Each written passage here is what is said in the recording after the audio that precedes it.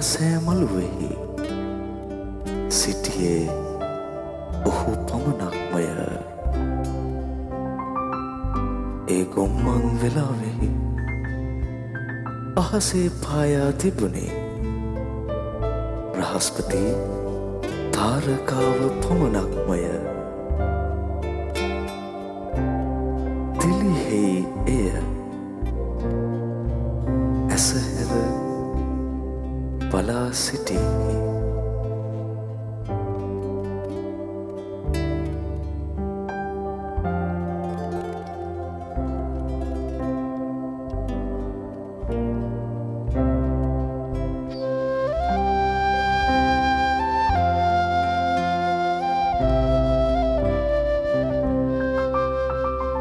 සතරවරම් දෙවි මහරජ සතර අතින් ඇවිදින් පිරිත් පැන් ඉසිති පුතුනේ පුවක් මල් කිනිත්තෙන්.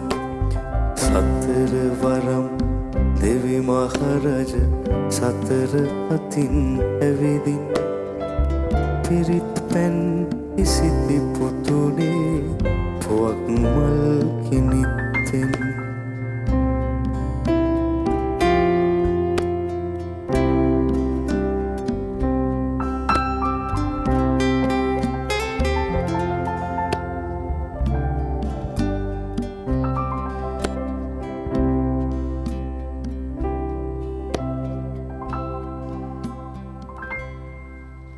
අයිබෝන් පෙර අපර දෙදික විවිධ විත්වතුන් දාර්ශනිකයන් චින්තකයන් කවිය පිළිබඳව බොහෝ නිර්වචන පළ කොට තිබෙනවා.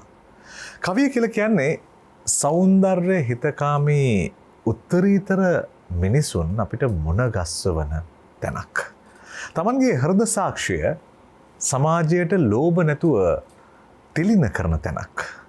ಭಾರತೀಯ රසවාදය අනුව ගත්තයින් පස්සේ නම් කවියා කියලා කියන්නේ අලංකාරිකයෙක්.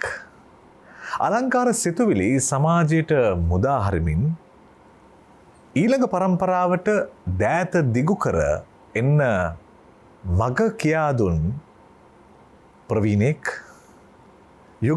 යුග බැබල වූ සුදීප්ත පූර්වගාමියෙක් අද කවි තෝරන්නට අපිත් එක්ක එකතුව සිටීම සතුටට කරුණක්.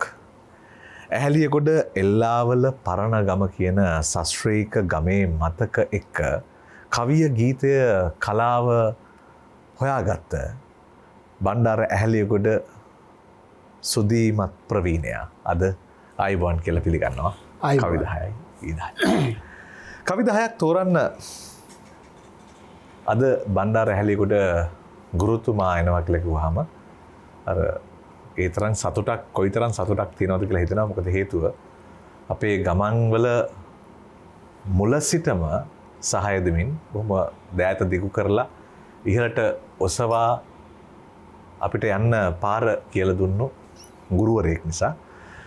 ඒ නිසාම මේ මට හිතුණා ඒ සතුටත් එක්ක මුලින්ම මේ ඔබතුමාට කවිය හුරු වුණු මතක සාහිත්‍ය කලාවට හුරු වුණු මතක අහුලන්න මම හිතනවා ඒ සඳහා යන්න වෙනවා අර මම කියපු ඇහැලියගොඩ පැත්තට. අපි එතනින් පටන් ගමු. ඔව් වජිර. මට සියලු කලා කෞශල්‍යයන් මගේ ඇඟට ජීර්ණය කළේ අපේ ගම. ස්වභාව සෞන්දර්යයෙන් අනුන ගමක්. කවියෝ වෙහි වැහැපු ගමක්. සෞන්දර්ය හිතවාදීන් විශාල ප්‍රමාණයක් ජීවත් වෙච්ච ගමක්. මේ මුල් කාලේ ඉඳලම කවියට ආසක්ත වෙන්න මට හේතු ගණනාවක් තිබුණා. පළවෙනි එක තමයි අපේ ගම්වල හරියට තිය කවියෝ. සබරගමු පළාත අතකසේ කවීන්ගේ හුඟක් නිජ බිමක් බවට පත් වෙලා තිබුණා. මා කඳුරු ගුණවර්ධනලා, කලල්ලල්ලි ගුණවර්ධනලා, බබර කුට්ටුස් ධර්ම තෙනිවිරත්නලා ගේ විශාල ප්‍රමාණයේ කවියෝ අපේ ගම් ප්‍රදේශවල ජීවත් වුණා. ඉතින් මුල් කාලේ අපට හිච්ච කවි කියන්නේ අපි තොරන්වල මල්වට්ටි වෙන්දේසි, එතන ගියාම සල්පිල්, කවි මඩු හැමතැනම අපිට කවි අහන්න ලැබුණා. ඊට අමතරව තමයි අපේ ගම් ප්‍රදේශවල තියෙන ගොවිතැන් විශාල වශයෙන් ගොවිතැන් තියෙන ප්‍රදේශයක්. ගොවිතැන් තියෙනවා, තේ තියෙනවා, රබර් තියෙනවා, මැණික් තියෙනවා, ශාස්ත්‍රීයයි. ඔබ දන්නවා ඒ පැත්ත පලාති තියෙන ශාස්ත්‍රීයකත්වයේ. ඉතින් හුඟක් වෙලාවට කුඹුරු වල වැඩ කරනකොට හුඟක් අයගේ ඇහෙනවා කවි අපට. ඊට පස්සේ හවස් වෙනකොට ඇතැම් වෙලාවට එක්ක පන්සල් වල පෙරහැරවල් වල ජසයලෙන්ටිනා නටනවා, කින්දුරු සෝකරිය ඕවා නටනවා. ඊට අමතරව තොවිල් පවිල් හදිහූනියම් වගේ දේවල්, ගම් මඩු කෝල් මඩු පාම් මඩු දේවල් මඩු ඒවත්. ඒ හැමතැනම අපිට මේ කවිය තමයි හුඟක් වෙලාවට ඇහුනේ. මේ කවියත් එක්ක තමයි මේ මුල් කාලේ අපේ ජීවිත ගත වුණේ. ඒක ඉතින් ඇතැම් වෙලාවට ඉතින් ගමේ සියලු දෙනාම කවියෝ උනේ නෑ. ඉතින් අපි කවි ලියන්න පුළුවන්. අපි කීප දෙනෙක් කවියෝ බවට පත් වුණා. අනිත් අය කවියෝ රස විඳින්න බවට පත් වුණා. තමන් විඳපු අත්දැකීමක් තවත් කෙනෙකුට තිලන කරන්නට කවියා දරන උත්සාහයේ නවතින්නට, නතර වෙන්නට, කතා කරන්නට පුළුවන් අවස්ථා අද කවි 10ේදී හමු වේවි නිසැකවම. ඉතින් ඒ බලාපොරොත්තු වෙන්න අපි සූදානම් අද කවි තෝරන්න. බණ්ඩාර ඇහැලියගොඩ ප්‍රවීණයා තෝරා දෙන පළමු කවියට අපිට යන්නට පුළුවන්. ඔබට මම පළවෙනි කවිය හැටියට තෝරගත්තේ අපේ කවි මගේ දැවැන්ත සලකුණක් සටහන් තියපු මහගමසේකර කවියාණන්ගේ කවියක්. අපේ නව කවියාර පටන් අරගෙන ජී.බී. සේනානායකලා, සිරිගුණ සිංහලා, ගුණදාස අමරසේකරලා ගමන් කරනකොට ඒකේ වෙනම පැත්තකට ගමන් කළ කවියෙක් තමයි මහගමසේකර. අපට විශාල වශයෙන් ගුරු උපදේශ සපයපු කවියෙක්. ඒකට හේතුව ඔහු ජන කවිය සහ නූතන කවිය අතර මේ සීමා මායිම් දැන හඳුනාගෙන කවි ලියුවා. ඔහුගේ කවි තුල රිද්මය තිබුණා. ඒ කවි තුල ආකෘතිමය වශයෙන් සහ ධ්වනිය, රිද්මය සියලු දේවල් කැටි කරගත්ත කවි සම්ප්‍රදායක් තමයි ඔහු බිහි කළේ.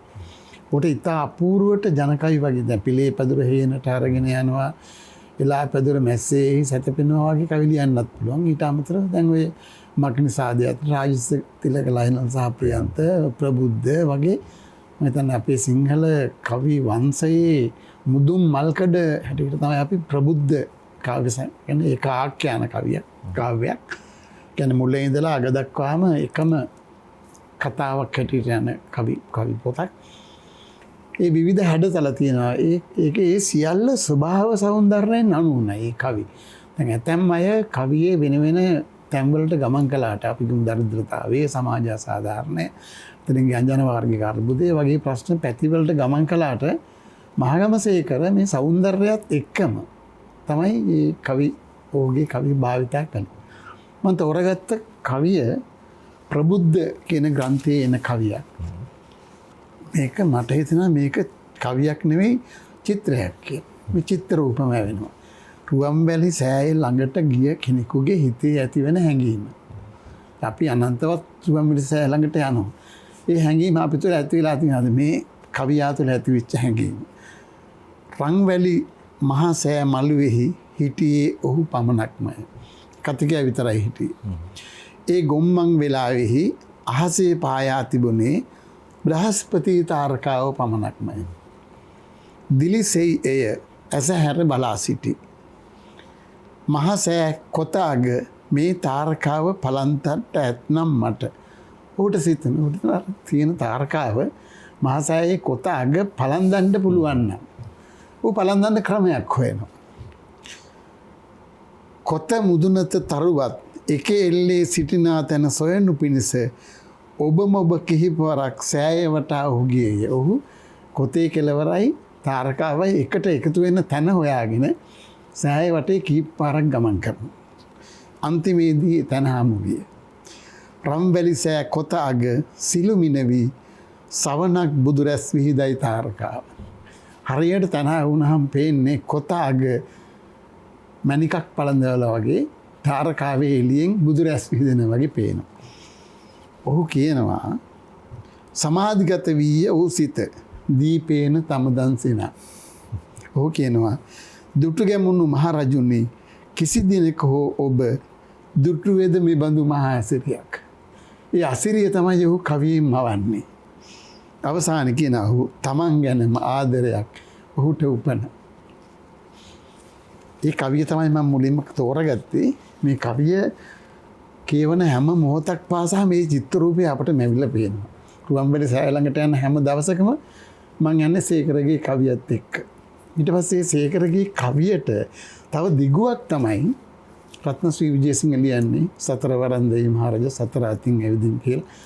ඒකේ තියෙනවා එක තැනක බ්‍රහස්පති තාරකාව මුදුන් වී සරත් නුඹ ගැබ ස්වර්ණමාලි සෑ රජු අග කොත් පලන්දලා කියලා.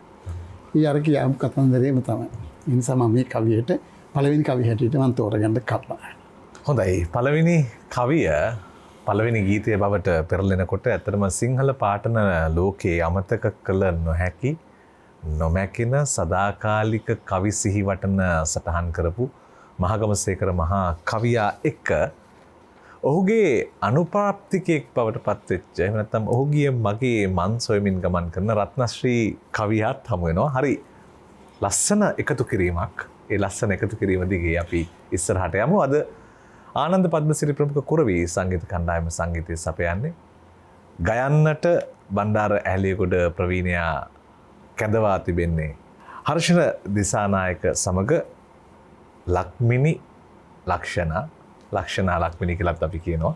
ඉතින් විශාරද හර්ෂණ දිසානායක අපිට හුරු පුරුදු කෙනෙක්. ඒ වගේම ශාන්ත ජෝෂප් බාලිකා විද්‍යාලයේ බටහිර සංගීත ආචාර්යනී විදිහට කටයුතු කරන විශාරද ලක්ෂණා ලක්මිනිත් අපි බොහොම ගෞරවයෙන් පිළි අරගෙන ඉන්දුනාත් නන්දසිංහ ප්‍රමුඛ වාද්‍ය වෘන්දය සමග එකතු වෙමු කවි 10ට ගී 10ක් ආරම්භ වෙයි.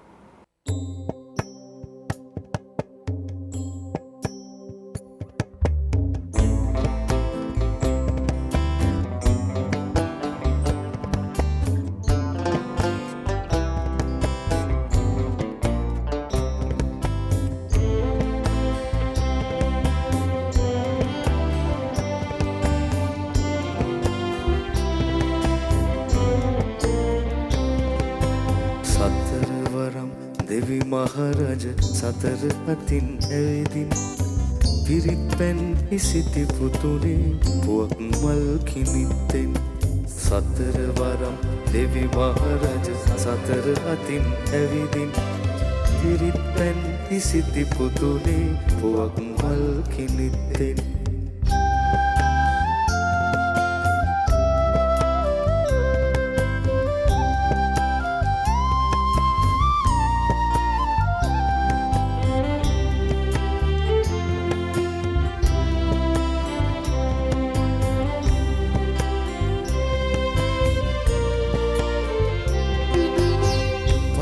පැතිවඳන් ගෙලවට හංස පියාපත් සලවින පලා පැතිවඳන් ගෙලවට හංස පියාපත් සලවින් නොබේ පායටින් සඳකඩ පාන පායලා බ්‍රහස්පති තාරකාව මුතුන් වී සරත් නුඹ ගැව ස්වර්ණමාලි මහසෑහක කොත් පලන්දලා ස්වර්ණමාලි මහසෑහක කොත් පලන්දලා සතර වරම් දෙවි මහරජ සතර අතින් ඇවිදින් පිරිත් පැන් විසිති පුතුනේ පුවක් මල් කිනිත්තෙන් සතර වරම් දෙවි මහරජ සතර අතින් ඇවිදින් පිරිත් පැන් විසිති පුතුනේ පුවක් මල් කිනිත්තෙන්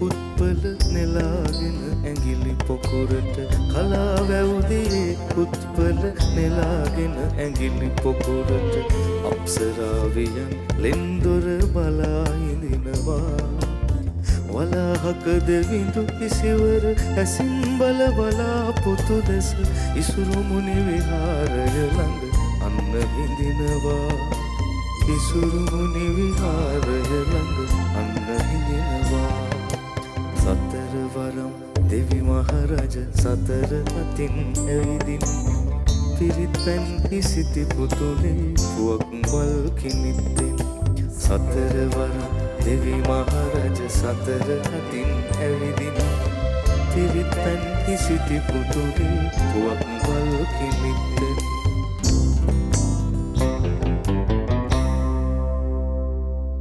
මානව සබඳතා අතරින් වඩාත් පුළුල් වූත් ප්‍රබල වූත් සුන්දර වූත් සම්බන්ධතාවයන් කවියන් ඉතාම චමත්කාර ජනක ලෙස තමන්ගේ ප්‍රකාශනයට විෂය කරගන්නවා.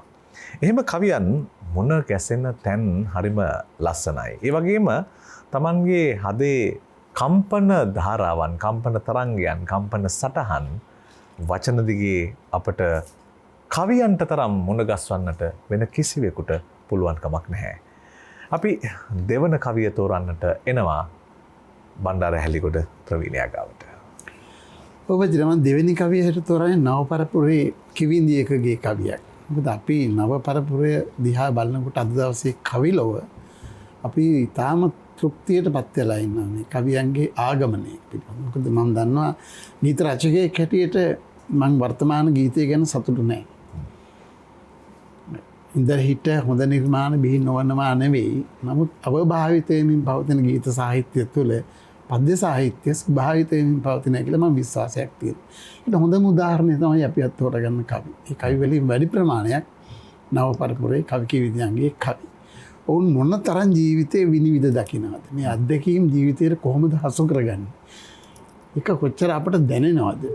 භාෂාව කියන එක වජර මේ හැමදාම එක තැන තියෙන එකක් නේ. මේ භාෂාවේ තියෙන ඒ භාෂාවේ වචන එකතු කරපුවාම තමයි වෙන වෙන අදහස් වෙන්නේ. නැත්තම් භාෂාවේ වචන එකම වචන ටිකනේ තියෙන්නේ. නමුත් කවියෙකුට මේ වචන එහා මෙහා කරලා කොයිතරම් අපූර්ව සෞන්දර්යාත්මක අරුත්බර ලෝකයක් මවන්න පුළුවන්ද කියලා හොඳ උදාහරණයක් තමයි මම තෝරගත්තේ නව පරපුරේ දිනු රාජගුරු කියන කිවිඳියගේ මල් වඩම් සිනාසිය යුතුය කියන ග්‍රන්ථයේ එන කවියක් අම්මා ඇවිදි. මේ අම්මා කියන සංකල්පය ගැන පොඩ්ඩක් කතා කළොත් වජිර. මොකද මේ අපේ ආසියාතික රටවල් වලට අම්මා කියන සංකල්පය හරි ඉහළයි. බටහිර රටවල් වලට වඩා අපි දන්නවා බටහිර රටවල් වල ඇතැම් වයසට ගියාම හුඟක් අය වැඩිහිටි නිවාසවල නවත්තලා මේ උන් පිළිබඳව වැඩිහිටි නිවාසවල තමයි කටයුතු කරන්නේ. වර්තමානයේ එහෙම නැහැ. ඇතැම් වෙලාවට අම්මලා අත්තම්මලා බවට පත් වෙනවා. අත්තම්මලා ඒ දරු පරම්පරාවම ජීවත් කරනවා. එහෙම ප්‍රතිපත්තියක් තමයි අපේ රටේ තියෙන්නේ. ඉතින් මේ අම්මා කියන සංකල්පෙත් එක්ක ඈඳිච්ච ගීතයක් තමයි මම මේ තෝරගත්තේ. ඒකට අම්මා වගේම අත්තම්මා කියන සංකල්පයත් සම්බන්ධ කරන්න පුළුවන්. ඒ කවියේ එන්නේ අම්මා ඇවිදින්. ඈත දෙනි බිම්බල බෙලි සියඹලා සුවඳ එකතු කරගෙන රතු මහත දෙලුම් ගෙඩියක් දඬුලෙන් දත්වලින් රැකගෙන මැද්දේ පැණි පොල් දාපු ආසම නාරම් කැවුම් බැඳගෙන පුතේ අත්තම්මා ඇවිදින් කතන්දර ගොඩකුත් අරගෙන දියණිය විවාහපත් වෙලා ගිහිල්ලා මේ අම්මා එනවා දියණිය බලන්න.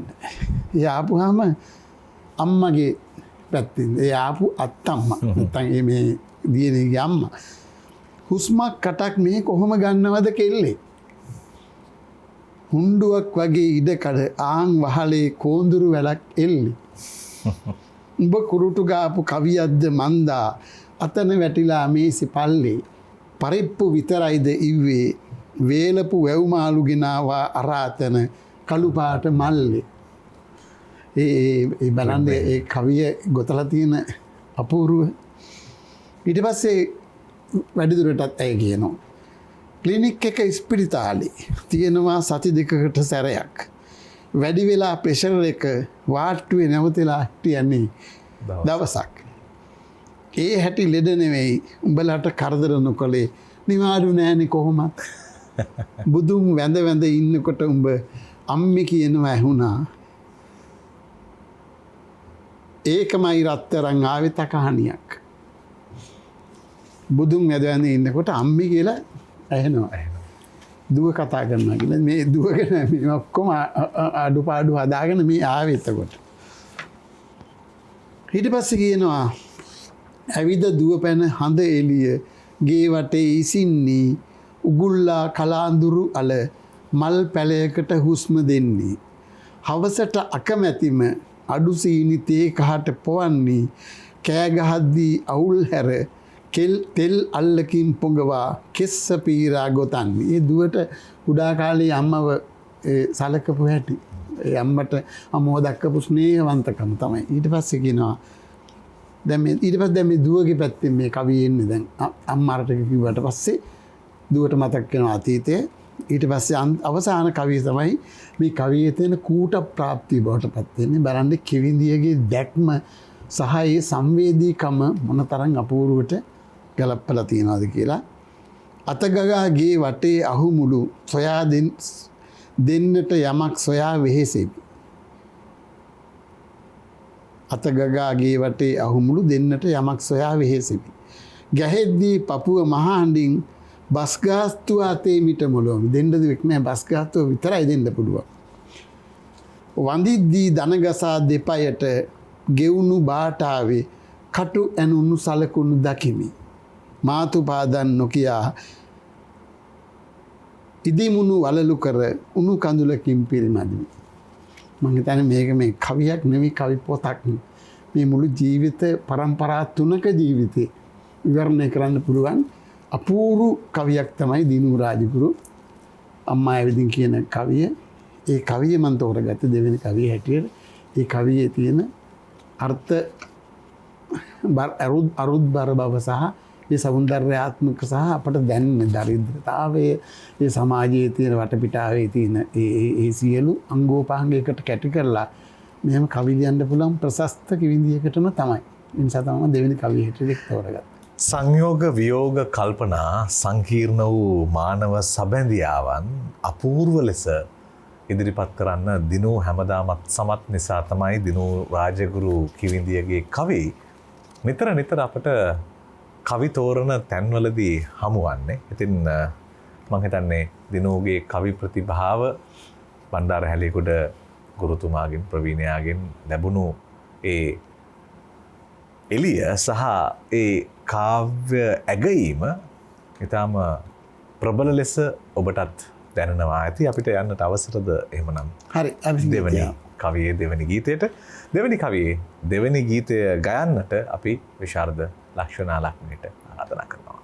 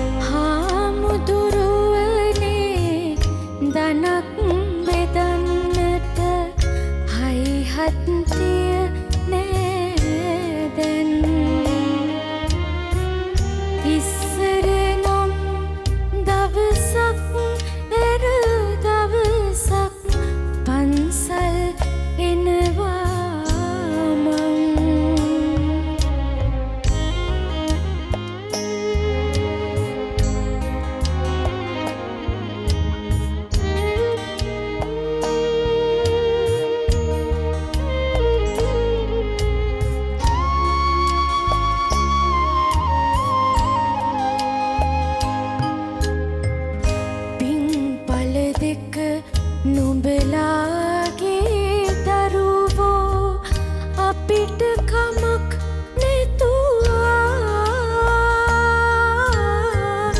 බුදුන් දකින්නට නිවන් දකින්නට අපි නම් පින් කෙරුවා දැන් කොහොමද ලොකෝ හාමුදුරුවනේ කරන්නේ ඒ වගේ පින් රස්සාවක් නැති දරුවගේ දරුවොත් රකින්නේ මං මේ දැන්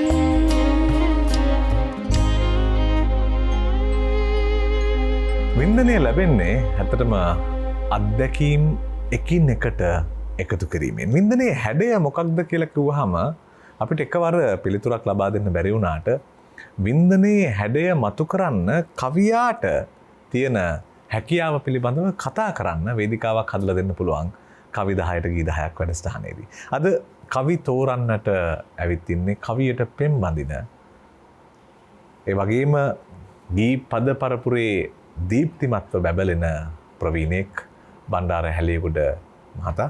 බණ්ඩාර හැලියගොඩයන් සමග කවි තෝරමින් ඉන්න ගමනේ එතුමන් අපට තෝරා දෙන තුන්වෙනි කවියටයි දැන් ප්‍රවිෂ්ටය හදාගන්නේ. ඔබ මම තුන්වෙනි කවිය හැටියට තෝරගත්තේ මගේ පරපුරේ කවියෙක්. අපි එකට පහන්වට නිර්මාණ කේන්දරය හරහා උඩට ආපු කවියෙක්. ඒක විශේෂත්වයේ කවියට අදාළ ගීතය ලියලා තින්නේ අපේ පරපුරේම කවියෙක්.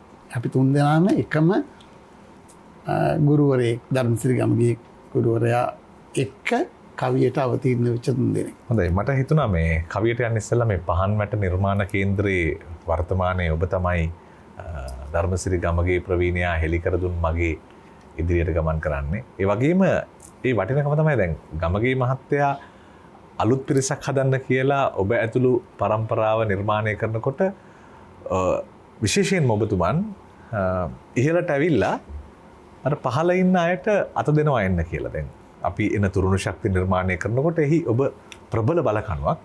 ඉතින් මම හිතන්නේ මේ පහන්වැට එක දිගට ගලාගෙන යනවා. වර්තමානයේ කොහොමද හිතත්තේ?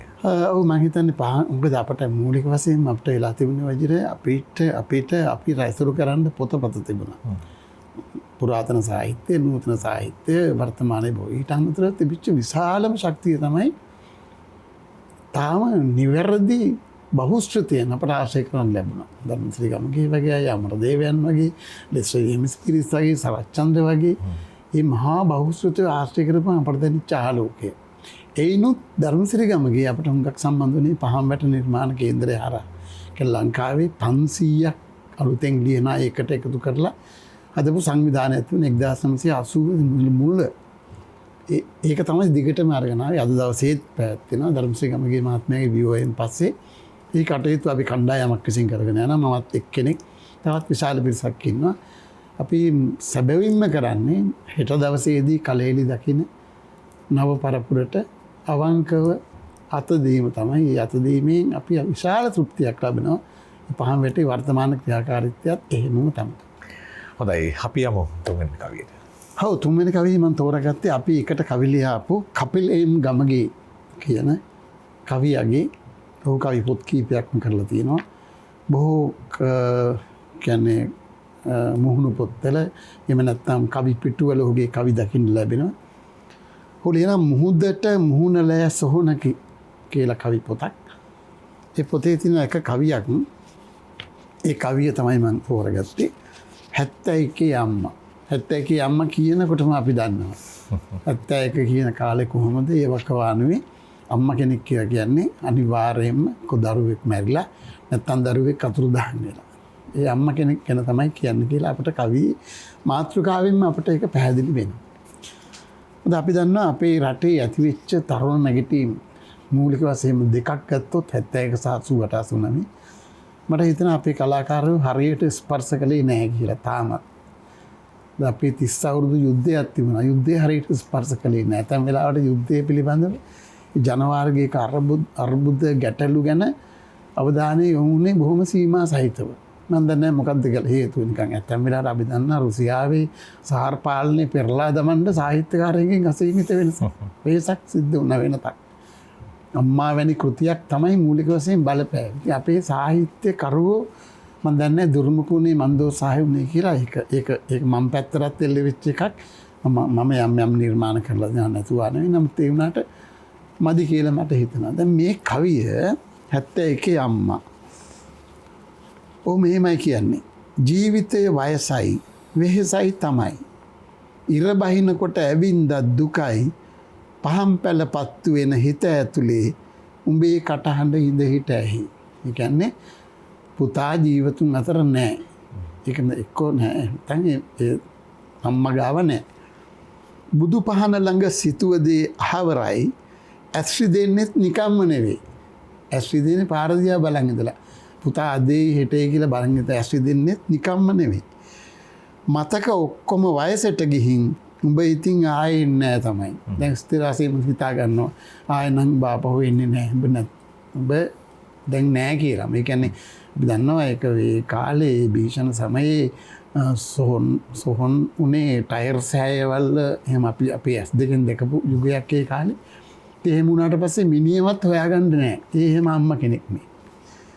අතාරින්නට බැරි දෙයක් නෑ. දැන් අම්මා ඊට පස්සේ හිතන්නේ සංසාරය ගැන. සංසාරේ දික් වෙන්න පතන්නේ. ආපහු ආයෙ ඉපදිලා දරුවෝ ලැබිලා ඉන් ප්‍රාර්ථනා කරන්නේ. ඒ කියන්නේ මේ දුක මේ විඳ වේදනාව ඒක ඇති. හිත ඇතුලේ මහා ලොකු බරක් නෑ. දැන් මට මුකුත් ඕනේ නෑ. දැන් වෙන බරක් හිතා ගන්න දෙයක් නෑ. ගිහින් ආයෙත් එන්න හිතක් නෑ. ආපහු ආයෙ ඉපදිලා මේ සංසාරේ දික් කරගන්න අවශ්‍ය නෑ. අම්මගේ සිතවිල්ල ඒක තමයි. මේ සැරෙත් අලුත් අවුරුද්ද ළඟ දුක ඇති. කියන්නේ අප්‍රේල් මාසේ තමයි මේ සිදුවීම සිදු වුණේ. අවුරුද්දක් මාසේ. අවුරුදු කට ළඟ තියලා අවුරුදු ඔන්න මෙන්න කියලා තමයි මේ ව්‍යසනකාරී වාතාවරණය ලංකාව තුළ උදා වුණේ. අවුරුද්දට ළමයි ගෙදර ආවේ නැහැ. මේ සැරෙත් අලුත් අවුරුද්ද ළඟ දුක ඇති. මේ දුක තමයි දරුවා දකින්න නැති එක. නුඹ නැතිව ගිය කාලේ ඒ නිසා වෙන්නේ නැති. ඔබ නැතුව හිටපු ඉඳයි ඒක උනේ. එරබදු ගහ කැපුවේ අප්පච්චි ඇයි කියා ජීවිතේ ලියන මට පස්සේ තේරෙන්නේ නැති. එරබදු ගහ කැපුවම එරබදු ගහේ අවුරුද්දට මල් පිපෙනවා. ඒක තමයි අවුරුද්දේන පළවෙනි පණිවිඩේ පරිසරයෙන් දෙන්නේ එරබදු ගහයි. එරබදු ගහ කපලා දානවා අප්පච්චි. මොකද ඒක දැක්කහම දරුවා මතක් වෙනවා. ඉතින් සමහර විටක මොකද්දෝ දැනෙනවා. ඒ මොකක්දයි කියා ටිකක් මම හිතනවා. එහෙ මෙහෙ යනන විට ඉඳ හිටදි තනියෙන්ම කවුරුදෝ ඇවිත් මගේ සුළඟිල්ලේ වෙලෙනවා. ඇයි බලාපොරොත්තු වෙනා කවුරු හරි ඇවිල්ලා මගේ කවුරු හරිවත් නෙවෙයි තමුන්ගේ නැති වෙච්ච පුතා සුළඟිල්ලේ එල්ලේ ඇවිල්ලා කියලා බලාපොරොත්තු වෙලා තියන්නේ. ඒ අම්මා කෙනෙක් ඇති වෙච්ච ඒ අසීමිත දාරක ස්නේහය සහ ඒ අපේක්ෂා බංගත්වය ඒ සියලු දේවල් මේ කවිය ඇතුලේ තියෙනවා. ඒ කවිය තුළ ගොනු කරන්න කපිලට අපූර්ව හැකියාවක් තිබුණයි කියලා මම විශ්වාස කරනවා. ඒ වගේම තමයි මේකට අදාළ ගීතයේ හැටියට මම තෝරාගත්තේ වජිර මහමූද වීරවින් නැකිට්ටා. ඒ කියන්නේ ඒ වගේම කේද වාචකයක් සුනාමි කේද වාචකයේ විශාල ජීවිත ප්‍රමාණයක් අහිමි වුණා. රට ඇතුළට ගලාගෙන ආපු වතුරක් ජල කඳ ආපහු ගියේ ජීවිත විශාල ප්‍රමාණයක් මූදට අරගෙන. ඒ සමහර ළමයි ගැන ආගිය අතක් තාම නැහැ. ඒ අම්මා කෙනෙක් විඳින දුකක් තමයි මේ ඊළඟ මගේ ගීතේට. ඒ කියන්නේ ළඟ මේ මහා මොහොත ඇවිල්ලා ළමයා අරන් ගියා. ඒකෙත් ගීතය අවසාන වෙන්නේ සුළඟිල්ලේ මගේ එල්ලියන් පුතේ කියලා අම්මා කියන. මේ අම්මයි දෙන්නම එකම අම්මලා. අම්මලා හැමෝම එහෙම තමයි. අම්මලා කොතන හිටියත් කොහේ හිටියත් දැනෙන හැඟීම එකයි. ඉතින් අම්මාට ඕන දරුවෙක් මහා සම්පතක්. ඒ බව ඔබට මට වැටහෙන්නට පාර කිව් කවියක් එක්ක තුන්වෙනි කවියේ තුන්වෙනි ගීතය අපි දැන් අහමු.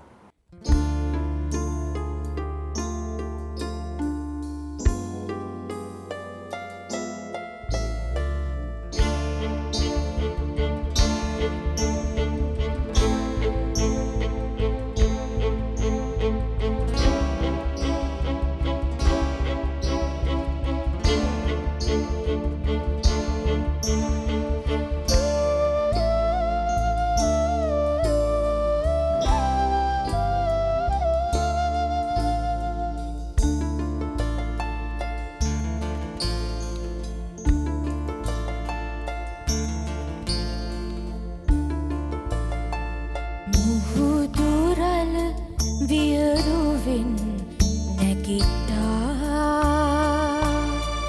මහදුරක් ගොඩබිමේ ඇවිත්තා වැල්ලේ පැන පැන නටපු මගේ මාළු පැටියාව වැල්ලේ පැන පැන නටපු මගේ මාළු පැටියාව මහමුහුද මට හොරෙන් ගෙනිච්චා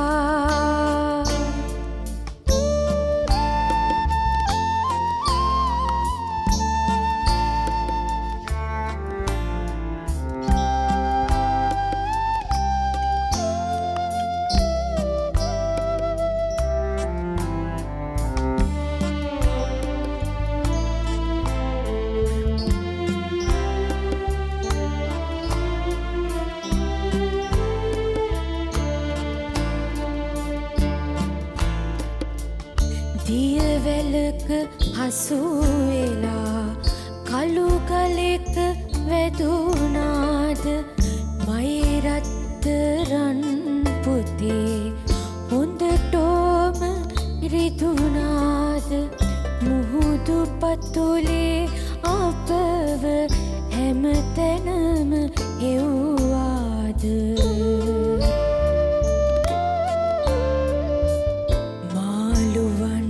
වට වෙලා නුඹ එක්ක හැඬුවාද නුඹ එක්ක හැඬුවාද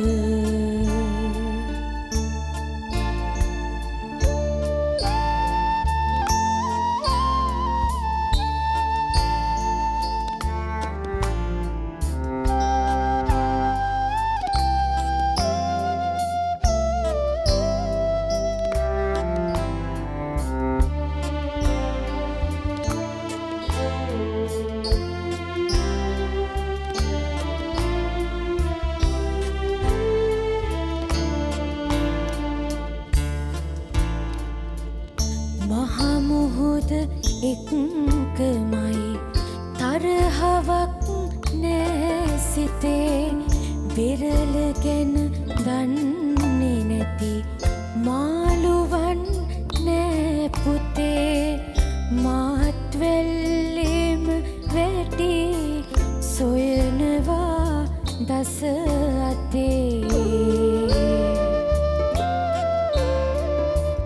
කොහොම හරි පීනලා එල්ලියන් මයේ අතේ එල්ලියන් මයේ අතේ කොහොම හරි පීනලා එල්ලියන් මයේ අතේ එල්ලියන් මයේ අතේ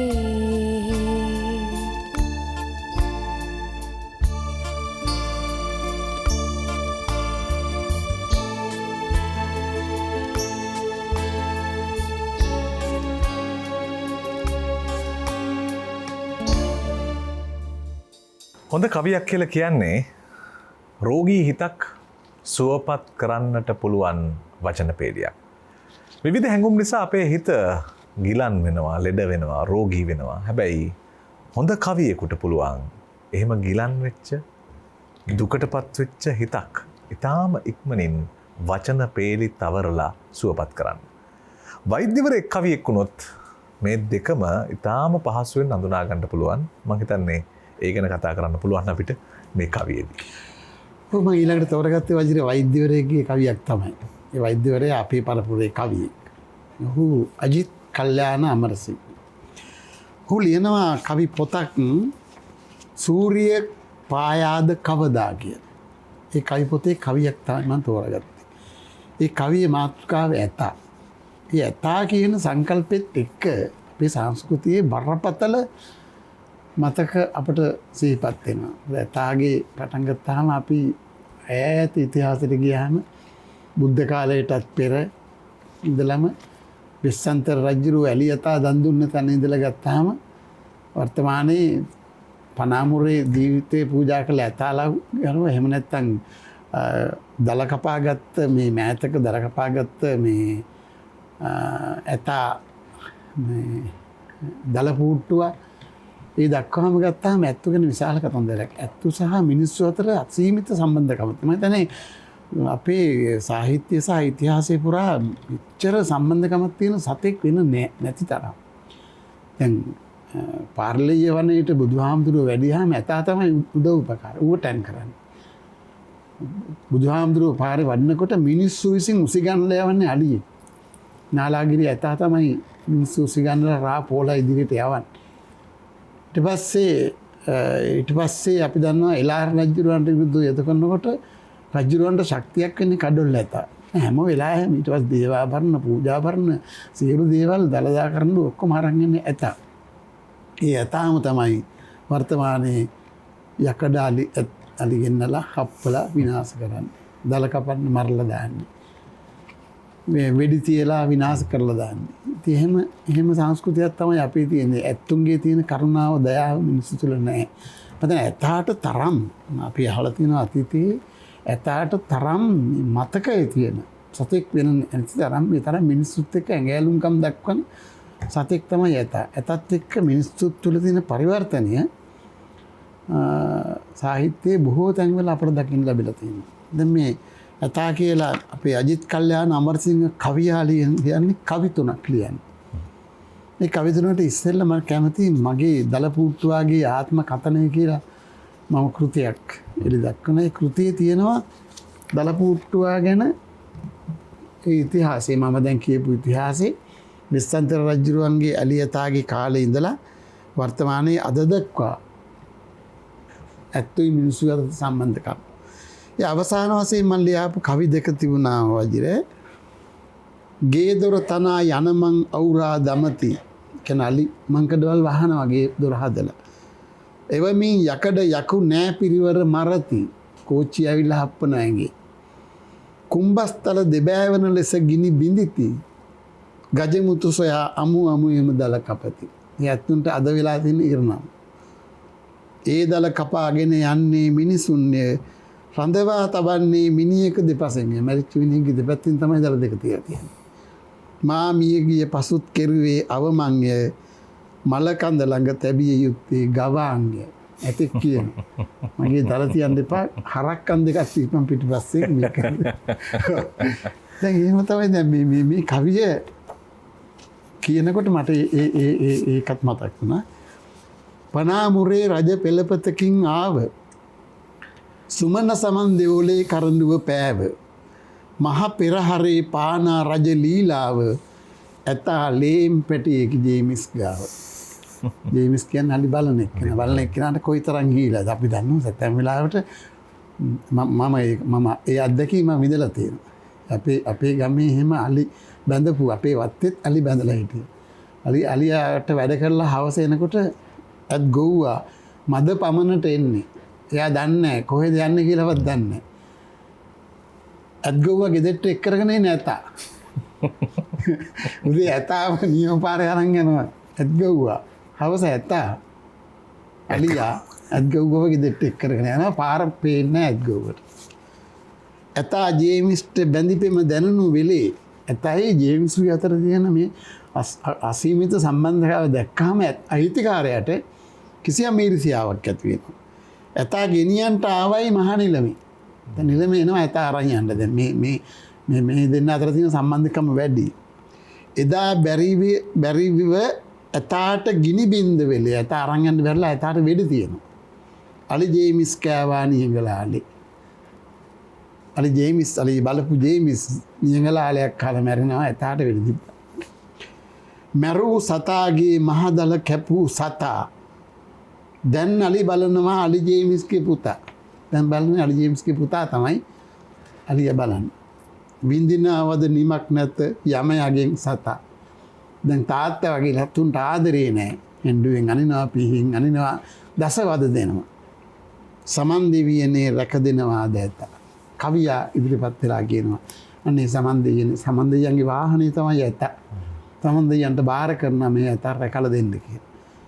ඉතින් මේ ඇතා කියන කවි ටික මේ අසීමිතව ඇත්තු සහ මිනිස්සු අතර තියෙන සම්බන්ධකමත් සිහිපත් කරමින් මේකටම අදාළ ගීතයක් තමයි තෝරගත්තේ.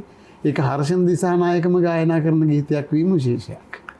හොඳයි. අද විශාරද හර්ෂණ දිසානායක ඔබතුමන් කැඳවාගෙන එනවා ගී ගයන්න. ඉතින් ඒ නිසා වාසනාවක් හර්ෂණ ඉන්න එක හර්ෂණත් එක්ක එකතු වෙලා අපි අහමු අද 4 වෙනි කවියේ 4 වෙනි ගීතය.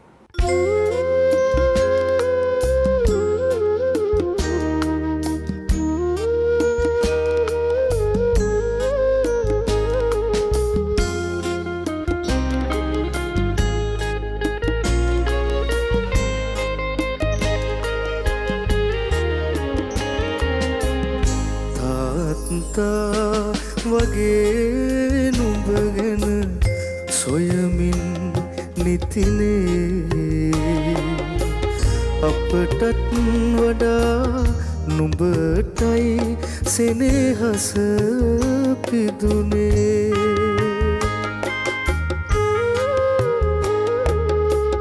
නුඹේ පයකින්ම පච්චිට වින කෙරුණේ හිතලද වැරදිලද කියපන් ඇත් රජුනේ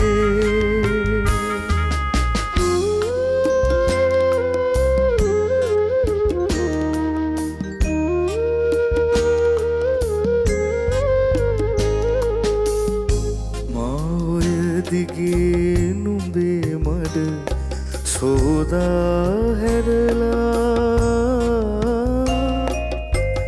පොල් බොඩ කිතුල් බොඩ නුඹ වෙනුවෙන් හොයලා ලද සොච්චමට වැඩින් දහදුක් විඳලා අපේ දුක සැප බැලුවේ නුඹේ කුසගිනි නිවලා තාත්තා වගේ නුඹ ගැන සොයමින් නිතිනේ අපටත් වඩා නුඹටයි සෙනෙහස පිදුනේ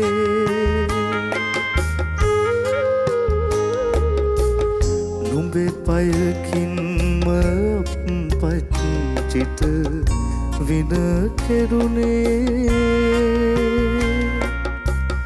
හිතලද වැරදිලද කියපන් ඇත් රජුනේ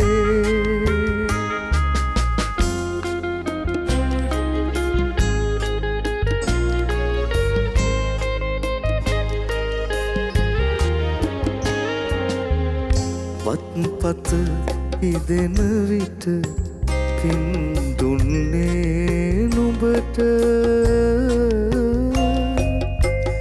බඩගිනි දැනෙනවා දැන් වැඩියෙන් අපට ආවොත් අප පත්චි ආයෙත් අපේ ලොවට අප ගාවට කලින් එන්නේ නුඹ ළඟට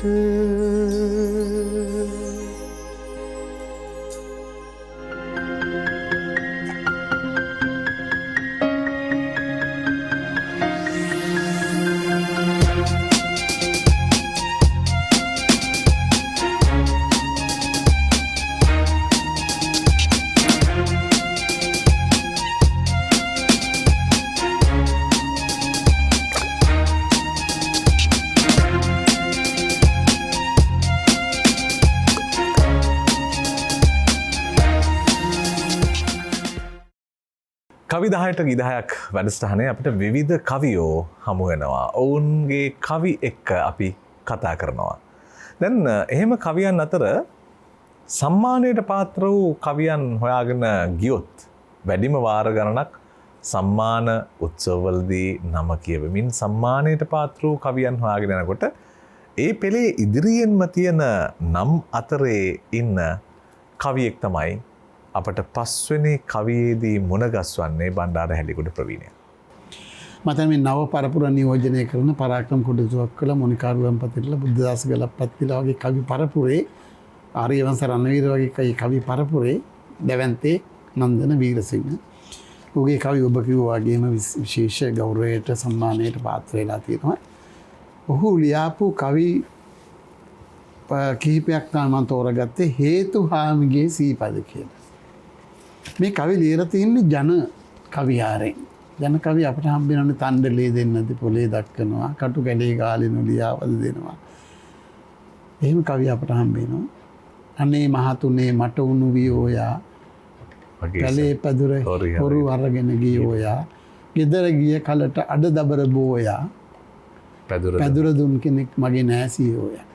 ඉතින් එහෙම ඒ විවිධ අතවර ගැහැට දුක් සංකා කවියෙන් තමයි අපේ කවියෝ සමාජය දැනුවත් කළේ, සමාජයට කිව්වේ. ඒ දැන් ඔය අපේ ජන කවියා හුඟක් අය කියන්නේ මේ නූගත් අවියත් කවියෙක් කියලා.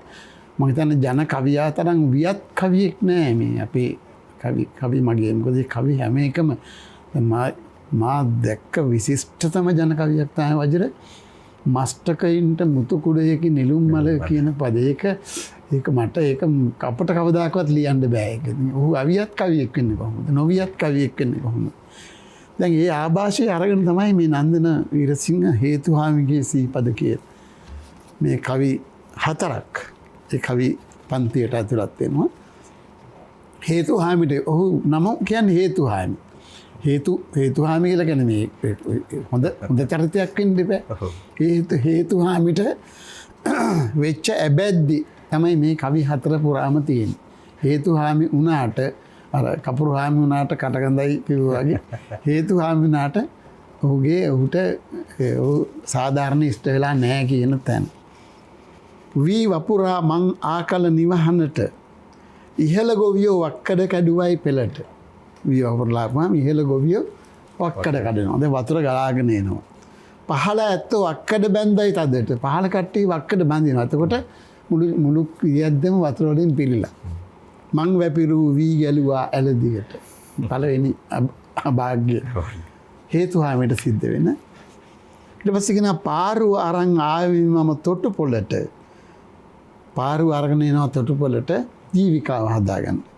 ගඟ කිමිදී වැලි ඇද්දෙම විකුණන්ට. ගඟේ වැලිය දර තමයි ජීවිකාව හදාගන්න උත්සාහ කරන්නේ. පහුවෙනිදා උදේ ඇවිදින් බලනකොට පාරුව හොරු අරන් මට හබල හිමිකොට. හබල විතරයි තියෙන්නේ, පාරුව හොරු අරගෙන ගිහිල්ලා.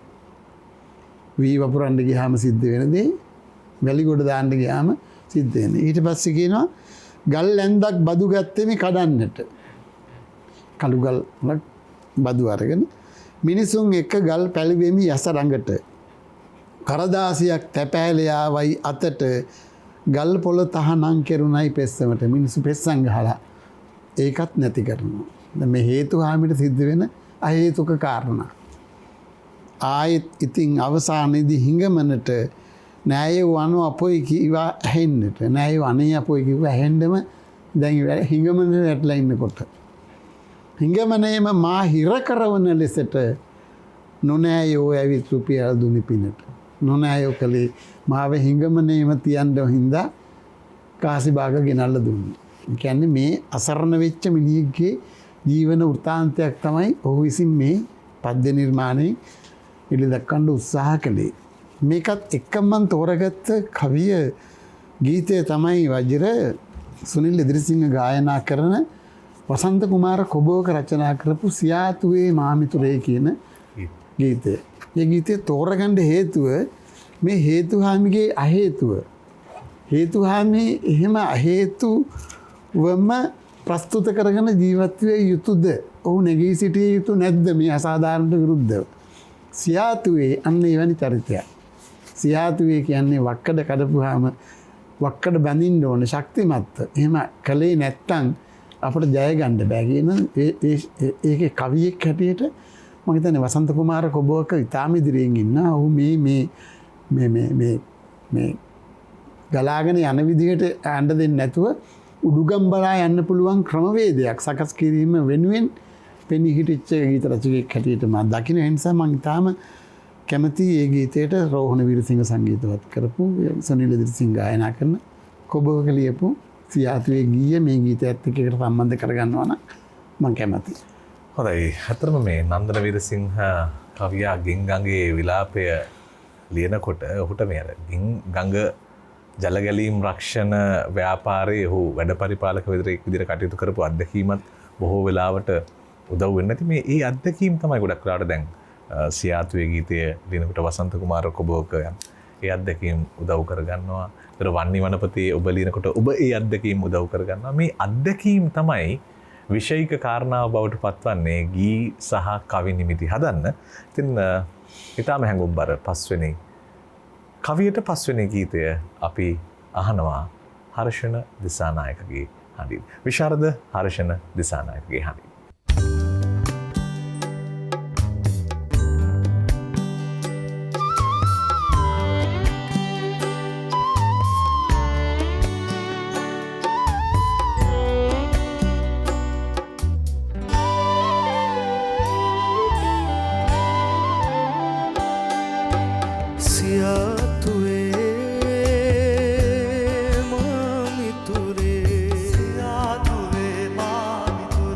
අන්ද කුඹුරට කාල වඩන සියාතුවේ අන්ද කුඹුරට කාල වඩන සියාතුවේ සියාතුවේ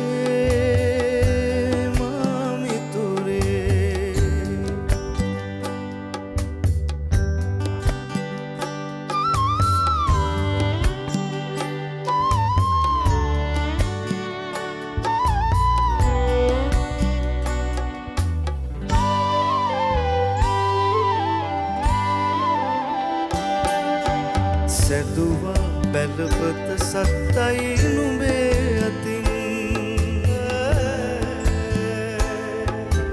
ලැබුණා බැත පෙර කන්නේ හුසල් වරින් වැසුවා සොරුව වතුර හොරුන් දැවුනා සිත දැවුනා කෙත කරකුලගින්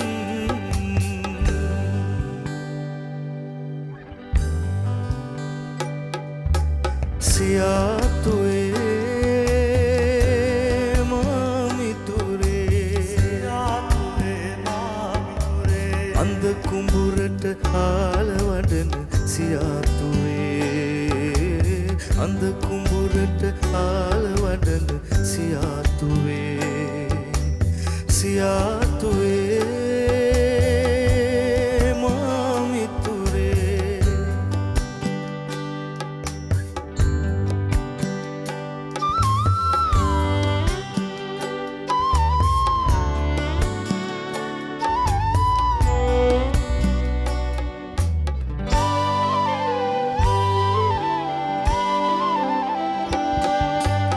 අඬලා කුඹටද මිතුරේ සියාතුවේ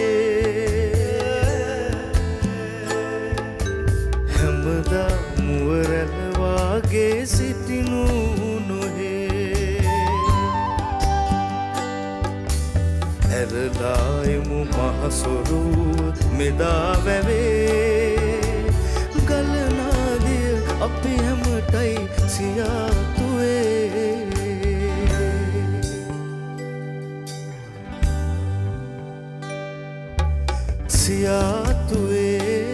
සියාතුවේ මාමිතුරේ අන්ද කුඹුරට කාල වඩන සියාතුවේ අන්ද කුඹුරට කාල වඩන සියාතුවේ සියාතුවේ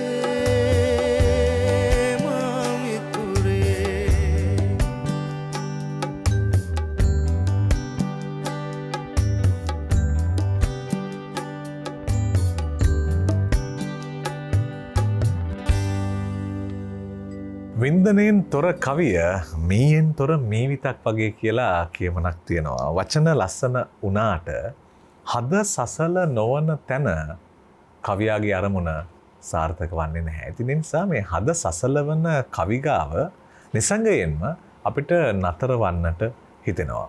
ඉතින් එහෙම කවි තෝරාගෙන ඇවිල්ලා අපි එතන නතර කරගන්න අද බණ්ඩාර හැලියගොඩ ප්‍රවීණයා සමත් වෙනවා. එතුමන්ගේ අර ගීපද වරුණාව වගේමයි කවියට තියෙන ප්‍රේමයත් ඇල්මත්. ඉතින් ඒ නිසා මේ කවියේ තියෙන විරිත් ගුණය, ඒ වගේම ශාබ්දික රිද්මය, අරුත්සර බව මේ සියල්ලම රැකගෙන ඉදිරියට යන්නට ඕන කියන මතේ බොහොම දැඩිව ඉන්න කෙනෙක්. ඒ නිසාම බොහොම ලස්සන කවි අපිට තෝරලා දෙනවා. දැන් මේ නිතර හමු වන කවියක්. හැබැයි මේ කවියේ දැක්ම එකිනෙකාට වෙනස් වෙන්නට පුළුවන්. ඒ නිසා 6 වෙනි කවියට පිවිසෙන්නට අවසර. ඔව් ජනම 6 වෙනි කවිය හැටියට තෝරගත්තේ රුවන් බන්දු ජීව කියන අපේ නව පරපුරේ කවියා ලියපු මීළඟ බීමිත කියන කෘතියේ කවියක්. ඒ කවියේ මාතෘකාව සැලලිහිනියෝ උඹට කොහොම සතුටක් ඇද්ද? අපි දන්න අපේ පුරාතන සාහිත්‍යයේ යම් යම් කෘතිය භාවිතා කරන සද්දම රත්නාවලිය, බුත්සරණ, මාවතුර, සංදේශ කාව්‍ය, කාව්‍යසේකර, බුත්තිලේ වගේ විවිධ කවි සහ ගද්‍ය සහ පද්‍ය ග්‍රන්ථ ඇසුරු කරගෙන බොහෝ දෙනෙක් නිර්මාණ කරණයේ යෙදෙනවා. දැන් මේ සැලලිහිණි සංදේශය ඇසුරු කරගෙන නිර්මාණය වෙච්ච ගීතයක්, කවියක් සහ ගීතයක් තමයි මම ඊළඟට තෝරගත්තේ. සැලලිහිණි සංදේශය අපි ඒ කවි 108ක් තියෙනවා. අපිට පාසල යන කාලේ නම් අපිට 108ම පාඩම් කරවනවා. ඒ වර්තමානයේ ඉතින් විෂය ධාරාව තුළ තියෙන කවි 4යි 5යි එහෙම කොට වෙලා ලඝු වෙලා තියෙන්නේ. ඒ සැලලිහිණි සංදේශයේ තියෙන උලකුඩේ දේවීට පුතෙක් ලබලා දෙන්න කියලා සැලලිහිණි එක්කත යවන පණිවිඩයක්. ඒ පණිවිඩය තමයි උලකුඩේ දේවීට විභීෂණ දෙවියන්ට බාර ඔප්පු කරන්න දෙන පණිවිඩයක්. දැන් ඒක ඉතින් ඒකේ මග වර්ණනා, ස්ත්‍රී වර්ණනා, ජල ක්‍රීඩා සියලු දේවල් තියෙනවා. දැන් මේ කවිය අලුතෙන් මේ කවි මේ සැලලිහිණි සංදේශයේ ඒක සැලලිහිණි සංදේශයේ තියෙන ඒ පණිවිඩය පිළිබඳව අවඥාවෙන් නෙවෙයි, ඔව් ඊට පස්සේ වර්තමාන අධ්‍යතන සමාජය කොහොමද හසු කරගන්නේ තමන්ගේ කවියට කියන එක තමයි ඒකේ මූලික දේ. සැලලිහිණි සංදේශයේ ඇසුරෙන් ඌ වර්තමාන සමාජයේ එබිලා බලනවා. රුවන් බන්දු ජීව ඉතා අපූර්වට කරනවා. ඌ ගන්නේ දැන් සැලලිහිණියා ගිහිල්ලා ආවට පස්සේ සැලලිහිණියට කතා කරනවා. උලකුඩේ දේවියට පුතෙක් ලැබිලාලු වන්න. දැන් ගිය කාරණේ හරි. ළමෙක් දරුවෙක් ලබලා දෙන්න තමයි යන්නේ. සැලලිහිණියෝ උඹට කොහොම සතුටක් ඇද්ද? සැලලිහිණියෙන් අහන දැන් බනේ පණුවේ අරන් ගියේ දැන් හරි. දැන් ඔබ කොච්චර සතුටෙන් ඉන්නේ. ඊට පස්සේ කියන දැන් ඉතින් රජතුමා උඹට සලකයි හොඳට. රජුරෝ සලකයි. පොතලියෝ හිමි නමට බොහොම ගරු සත්කාර. අද ඉඳන් දින 7ක් කෝට්ටේ හැම තැනම මහා සැනකෙළි රසක් පැවැත්තේ එක දිගට. දැන් පුත්රුවනක් ලැබීමේ ප්‍රීතිය නිමිත්තෙන් ඒ පොත ලියාපු සැලලිහිණි සංදේශය ලියපු හාමුදුරුවන්ටත් ගරු සම්මාන ලැබලා දෙනවා. ඊට අමතරව කෝට්ටේ දින 7ක් දැන් ඔබට සලකයි. දැන් සැලලිහිණියා කියන්නේ ඊට හාත්පසින් වෙනස් කතාවක්.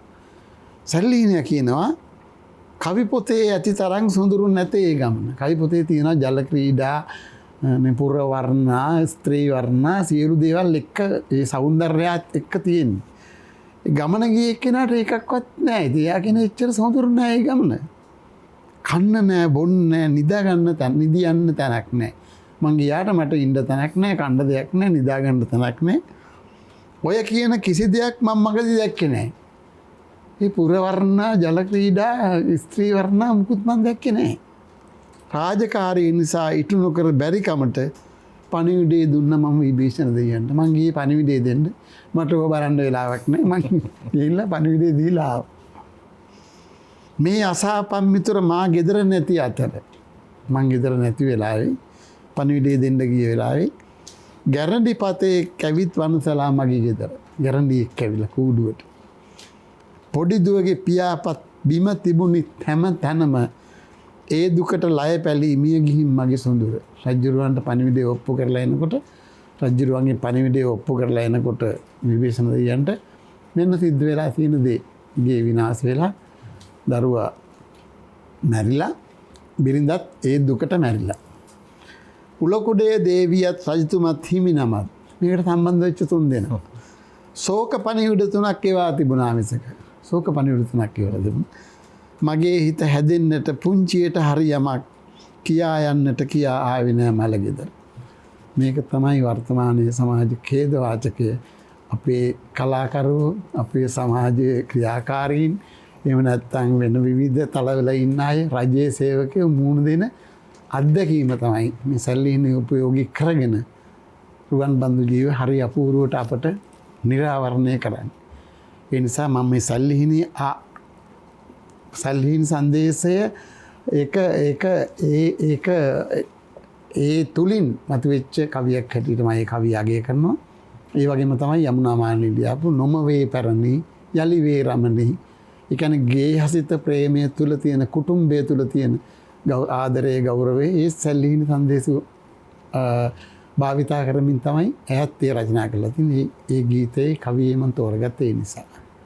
හොඳයි. නීරසයි විකෘති කියලා කියන මේ සමාජය ඇතුළෙන්මයි මේ වටපිටාව ඇතුළෙන්මයි මේ තරුණ සමාජයෙන්මයි රුවන් බන්දු ජීව වගේ කවියෝ මතුවෙන්නේ. ඉතින් ඒ නිසා සමාජයේ කවියෝ ඉන්නවා. අලුත් කවි පොත් නිතර බිහි වෙනවා.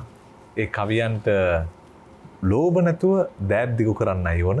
බණ්ඩාර හැලියගොඩ ප්‍රවීණයා අද කවි තෝරා ගනිමින් මේ අලුත් පරම්පරාවේ කවි මග දිරි ගන්වන්නට එකතු වෙනවා. අද ආනන්ද පද්මසිරි ප්‍රමුඛ කුරවි සංගීතයට ඉන්දුනාත් නන්දසිංහ සංගීත අධ්‍යක්ෂණය කරන්නේ. විශාරද හර්ෂණ දිසානායක සහ විශාරද ලක්ෂණා ලක්මිනී ගී ගයන්නට එකතු වෙන කවි 10ට ගී 10ක් වැඩසටහනේ 6 වෙනි කවියේ 6 වෙනි ගීතයයි දැන් අපි අහන්නේ.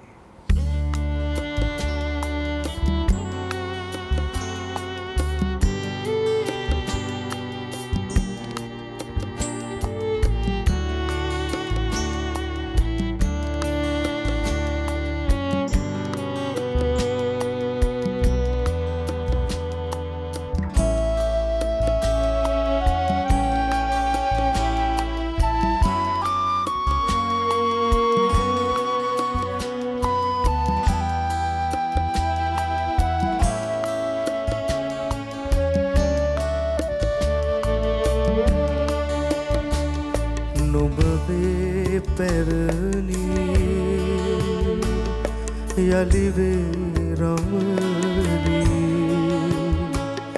දරුපෙම නොනිමි අඹු සැමිපෙමිනි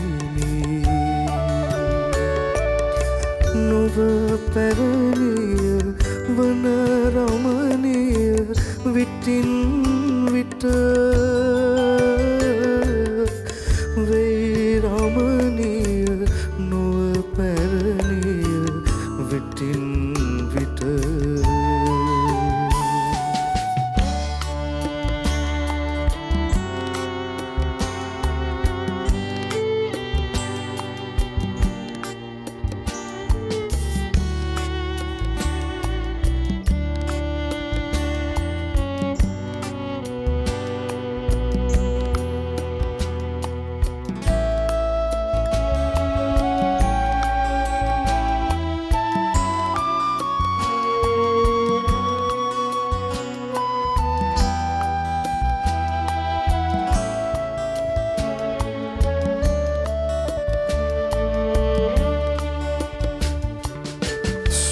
සොඳ ඕලු සොරබොර වැවේ ඇති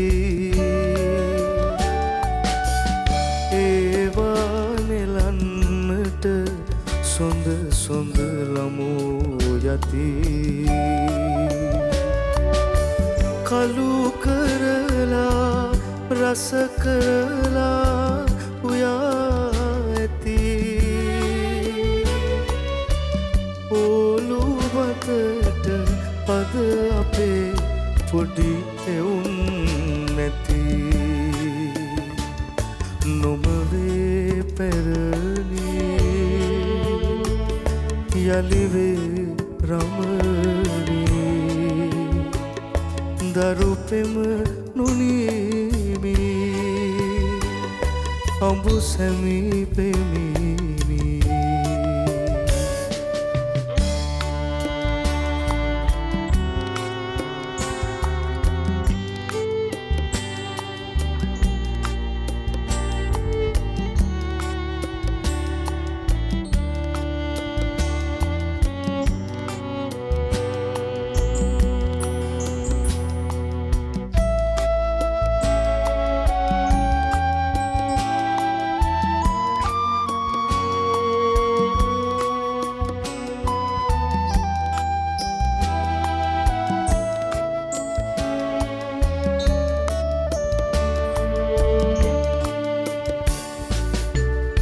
ගමුන් රජුන් වී උන්ගෙත් වටේ පැටව් ගොහින් ඉතින් දුර දීපංකරේ වසව් ළඟින් ඉඳන් මට සලකයි මගේ විසව් පැරණි නොවේ සොඳ අඹු සැමිපෙමේ ඉසව් නොබවේ පැරණි යලිවේ රමණී දරුපෙම නුනීමි අඹු සැමිපෙමිනි නොව පැරණිය වන රමණීය විටින් විට වෙයි රමණීය නොව පැරණිය විටින් විට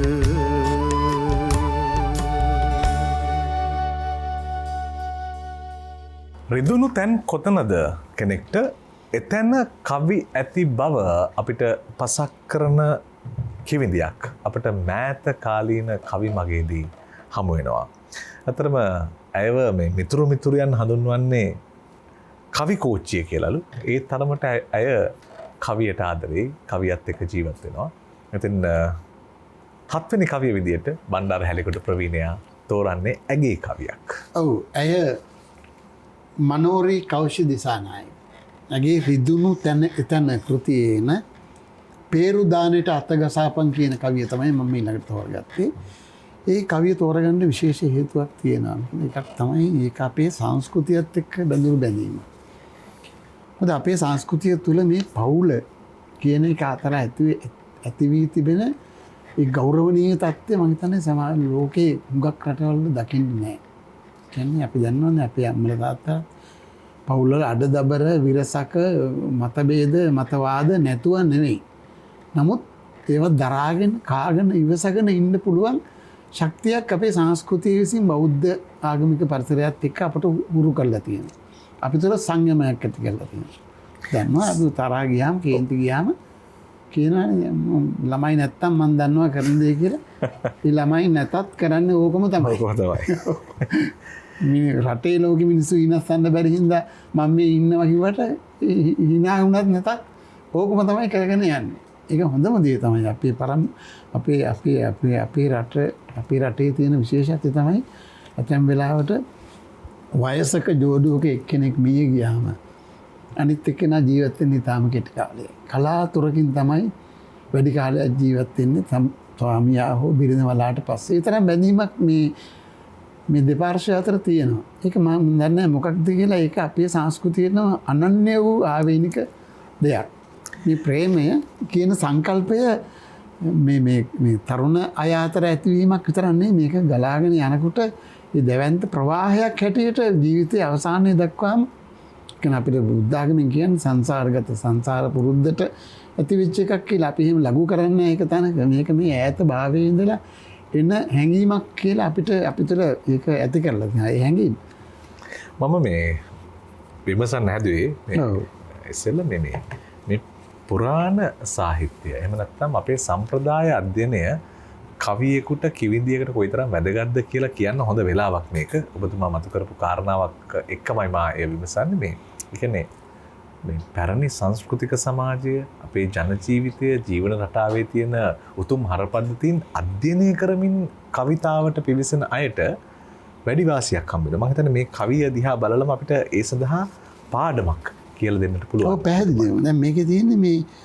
මේ කියන්නේ බියපත් වෙච්ච ස්වාමි පුරුෂයෙක්ගේ අසනීප තත්ත්වයක් තියෙන වෙලාවක මේ බියපත් ස්වාමි දියණිය විසින් කියන විදිහ එකක් තමයි. මේ කියන්නේ ඒ කියන්නේ සියලු දේවල් හැර ගිහිල්ලා වයස් කියන්නේ රූපේ හැර ගිහිල්ලා මේ ධන දාන්නේ හැර ගිහිල්ලා දරුවෝ හැර ගිහිල්ලා ඉතුරු වෙලා තියෙන එකම එක දෙයක් තියෙනවා. ඒ තමයි ප්‍රේමය විතරයි තියෙන්නේ. ඒ ප්‍රේමයේ තියෙන ගැඹුර තමයි මේ කවිය තුළ දුටුවේ. සේරුවක බත් පමණ හිමියෙන්නේ දුගී ටිප මත දනට ඉදුනේ. දානට ඉදුනේ දැන් දානයක් දෙන්න හදන්නේ මේ පවුල දෙන්න. සේරුවක බත් විතරයි ගෙදර තිබුණේ. හාල් සේරුවයි ගෙදර තිබුණේ. ඒක තමයි දැනට ඉදෙන්නේ. පෝරුවක නැග දීග ආවත් මීදුමට ගත නොමැත බැඳුනේ. සිත නොමැත බැඳුනේ. තීරුවක හද තබා වෙන් කර ගාල් කළ දුක පමණි මිදුනේ. බීරුමක වැහි වගේ පැල්පත පැදුර හිස් විය මගේ සඳුනේ. කියන්නේ මේ බීරුමක් ඇවිල්ලා දැන් පැදුර හිස් වෙලා තියෙන. පහන ඇවිලේ වෙනද වාගේම බුදු කුටි එනව ඔබ නිදන තැන. කියන්නේ දැන් ස්වාමි පුරුෂයා මලවුන් අතර දැන් පහන ඇවිල්ලා ඕ නිදා ගන්න තැන පහනක් ඇවිදිනවා. වහන විට ඇස් දරා ගත්තෙම නොපෙනුනත් ඔබ ඉන්න බව දැන. ඔබ දැන ඔබ හිටියේ නැතත් මං ඇස් දෙක වහගෙන ඔබ සිහිපත් කරනවා. සොහොන ළඟ මට නුඹේ සුවඳයි මට හිතෙන්නෙම ඒ මතක බණ. සොහොන ගාවට ගියාම ඒ සොහොනේ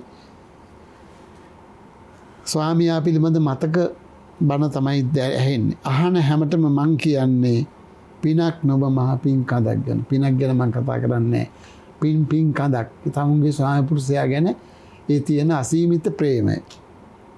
සීරුවට නුඹ අඩිය තිව්බිම සිප ගනිමි මම සිය වතාවක්. පේරු දානෙට අත ගසාපන් ජීවිතය දැන් කෙටි කතාවක්.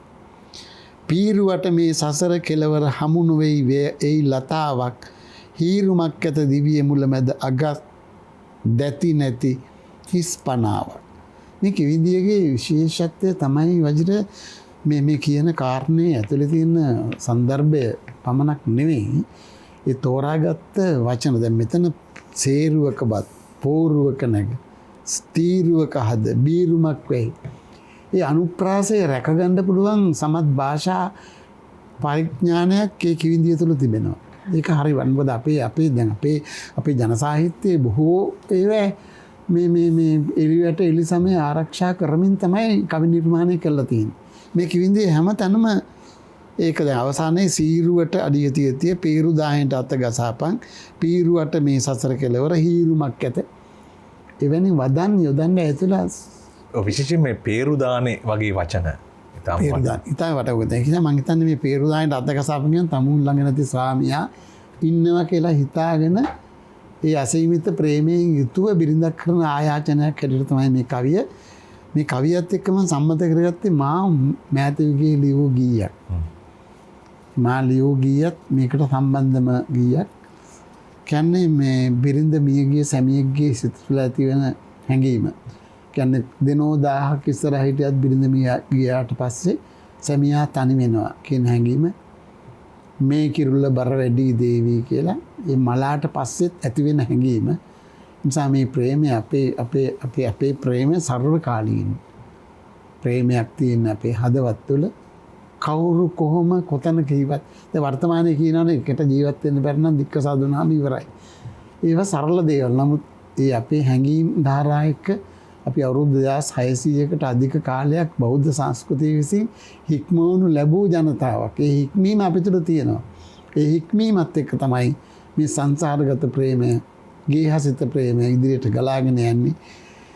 ඒක ඉතා අපූර්වට ලියවෙච්ච පද්‍ය නිර්මාණයක් හැටියට මම මනෝරි කෞෂි දිසානායකගේ පේරු දානෙට අත ගසාපන් කියන කවිය 7 වෙනි කවිය හැටියට තෝරගත්තා. හොඳයි. දක්ෂ කිවිඳියක් මනෝරි කෞෂි දිසානායක අපිට මුණ ගස්වනවා 7 වන කවියේදී. ඒ වගේම ඒ කවියේ එල්ලුණු ඔබතුමන් ලියූ ඉතාම ලස්සන ගීතයක් අපිට මුණ ගස්වනවා. අපි 7 වෙනි කවියේ 7 වෙනි ගීතය දැන් අහනවා.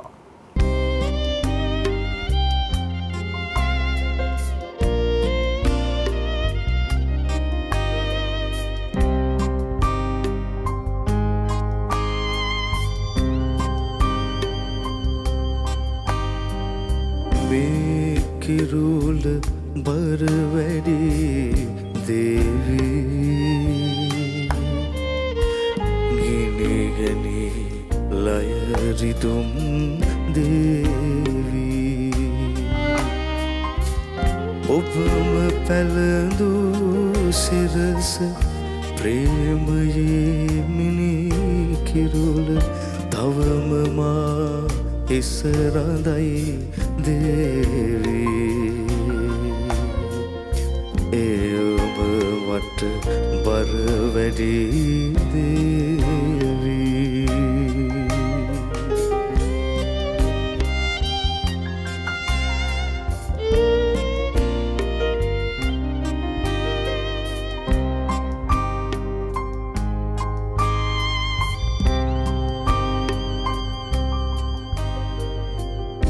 මිතුරියක සොයුරියක සෙනෙහසම පිදුමවක මග නොමග කියාදුන් ඇදුරු තුමියයි වරක සංසාර සාගරෙන් පාවී මවෙත සඳ කිඳුරු දේවී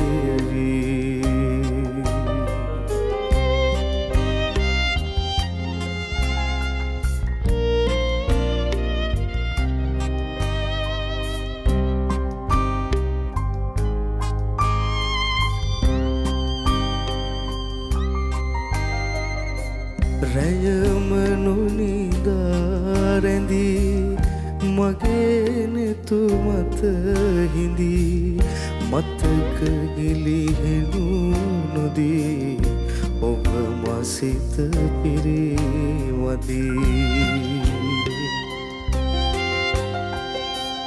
සසර මග අත නොහැර තේවී යලි එකට මුණ ගැහෙමු දේවී මේ කිරුල බර වැඩි දේවී ගිනි ගැනී ලය රිදුම් දේවී ඔබම පැළඳු සිරස ප්‍රේමයේ මිනී කිරුල තවම මා හිස රඳයි දේවී එයම මට බර වැඩේ දේවී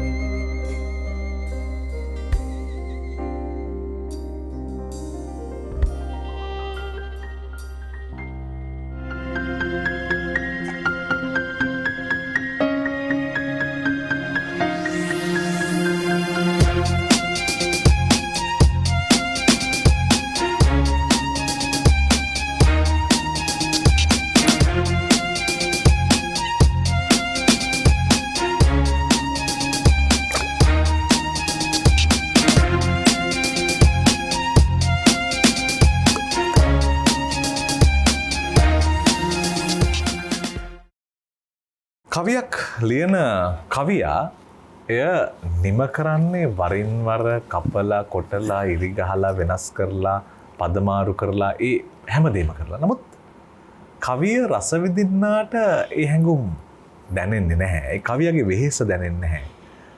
කවි රස විඳින්නාට දැනෙන්නේ චමත්කාරය පමණයි. ඉතින් කවියක් නිර්මාණය කරන්නේ අර ගහත් පොළවත් බොහෝ දුක් විඳ සරුසාර මල් මේ ලෝකෙට දායාද කරනවා වගේ ඉතාම වෙහෙසලා පමණ වෙහෙසලා තමයි කවියෙක් නිර්මාණයක් කරන්න. ඉතින් මේ කවියට නිසි ඇගයුම ලබා දෙන්නයි කවි 10ට ගී 10ක් වැඩසටහන ඔබ වෙත අරගෙන එන්නේ. බණ්ඩාර ඇහැලියගොඩ ප්‍රවීණයා අද කවි තෝරන්නට පැමිණ තිබෙන නිසා බොහොම සතුටුදායක වටපිටාවක් නිර්මාණය වී තිබෙනවා අද වැඩසටහනට. මම කැමති ඔබතුමන් තෝරා දෙන 8 වෙනි කවියට ගමන් කරන්න. ඔව් 8 වෙනි කවිය හැටියට මම තෝරාගත්තේ වජිර අපේ කොළඹ යුගයේ කවියෙක්ගේ මුල් කාලේ කවි පන්තියක්. නව පරපුරේ කවියන්ගේ වගේම කොළඹ යුගයේ පසු කාලීන කවියන්ගේ පෙර කාලීන කවියන්ගේ කවි අපට අසීමිතව ප්‍රයෝජනයට ගන්න පුළුවන්. කේස් කියලා කියන්නේ කලල්ලැල්ලේ ආනන්ද සාගර කියන කවියා ලියපු කවියක්. මේ කවියට මම හිතන්නේ දැන් අවුරුදු 70ක් පමණ වයස වෙනවා ඇති. 70කට අධික කාලයක්. හතර පද කවි මම හතර පද කවි වලට ඉතා ප්‍රියයි. ඒ නිසා මම මේ කවි පන්තිය තෝරගත්තා. මේ කවි පන්තියේ කවි 7ක් 8ක් තියෙන මම එකකින් කවි 5ක් පමණ තමයි තෝරගත්තේ. මේ කවි පන්තියේ උතුරෙන් සාගර පළමුසුරේ 1908 උපදින. 1961 මිය යන. 1947 සාගරව කිලිනොච්චියේ ජැෆ්නා කොලේජ් කියන ඉස්කෝලේ ඉගන්නන්න යනවා. ටික කාලයක් උතුරේ නතර වෙලා ඉන්නවා. ඒ ඇතිවෙච්ච හැඟීම් තමයි ඔහු කවියට නගන්නේ. වජිර ඒ කවි ටික අහලා බලපුවාම මේ ප්‍රශ්නේ අද නගන අදත් තියෙනවා. අවුරුදු 70කට පස්සෙත් කවියක් තියෙනවා, ප්‍රශ්නෙත් තියෙනවා. ප්‍රශ්නේ ඉවර වෙලත් නැහැ. ඒ ප්‍රශ්නේ උඩුදුවන්න පුළුවන් වාතාවරණයක් අපේ රටේ මිනිස්සු හදලා තියෙනවා. කියන්නේ උතුරේ තිබිච්ච දැවැන්තම අධ්‍යාපනාගාරයේ පුස්තකාලයට ගිනි තියෙන මිනිසුන්ගේ හදවත් අවුලවපු කාලවකවානුවක් තිබුණා. ඊට පස්සේ මේ අවුරුදු 30ක් පුරා යුද්ධයක් පවතුණා දෙපාර්ශ්වයෙන්. අයි මේ ගියා. විමුක්තිකාමී කැටියට මේ ගියත්, ත්‍රස්තවාදී කැටියට මේ ගියත් ඒ දෙගොල්ලම මේ රටේ ජීවත් වෙන්න ඕන මිනිස්සු. ඒ දෙගොල්ලම ජීවත් වෙන්න ඕන කට්ටිය. ඒගොල්ලෝ මිය ගියේ. ඒ මිය ගියේ පෞද්ගලික අභිමතාර්ථයක් වෙනුවෙන් නෙමෙයි.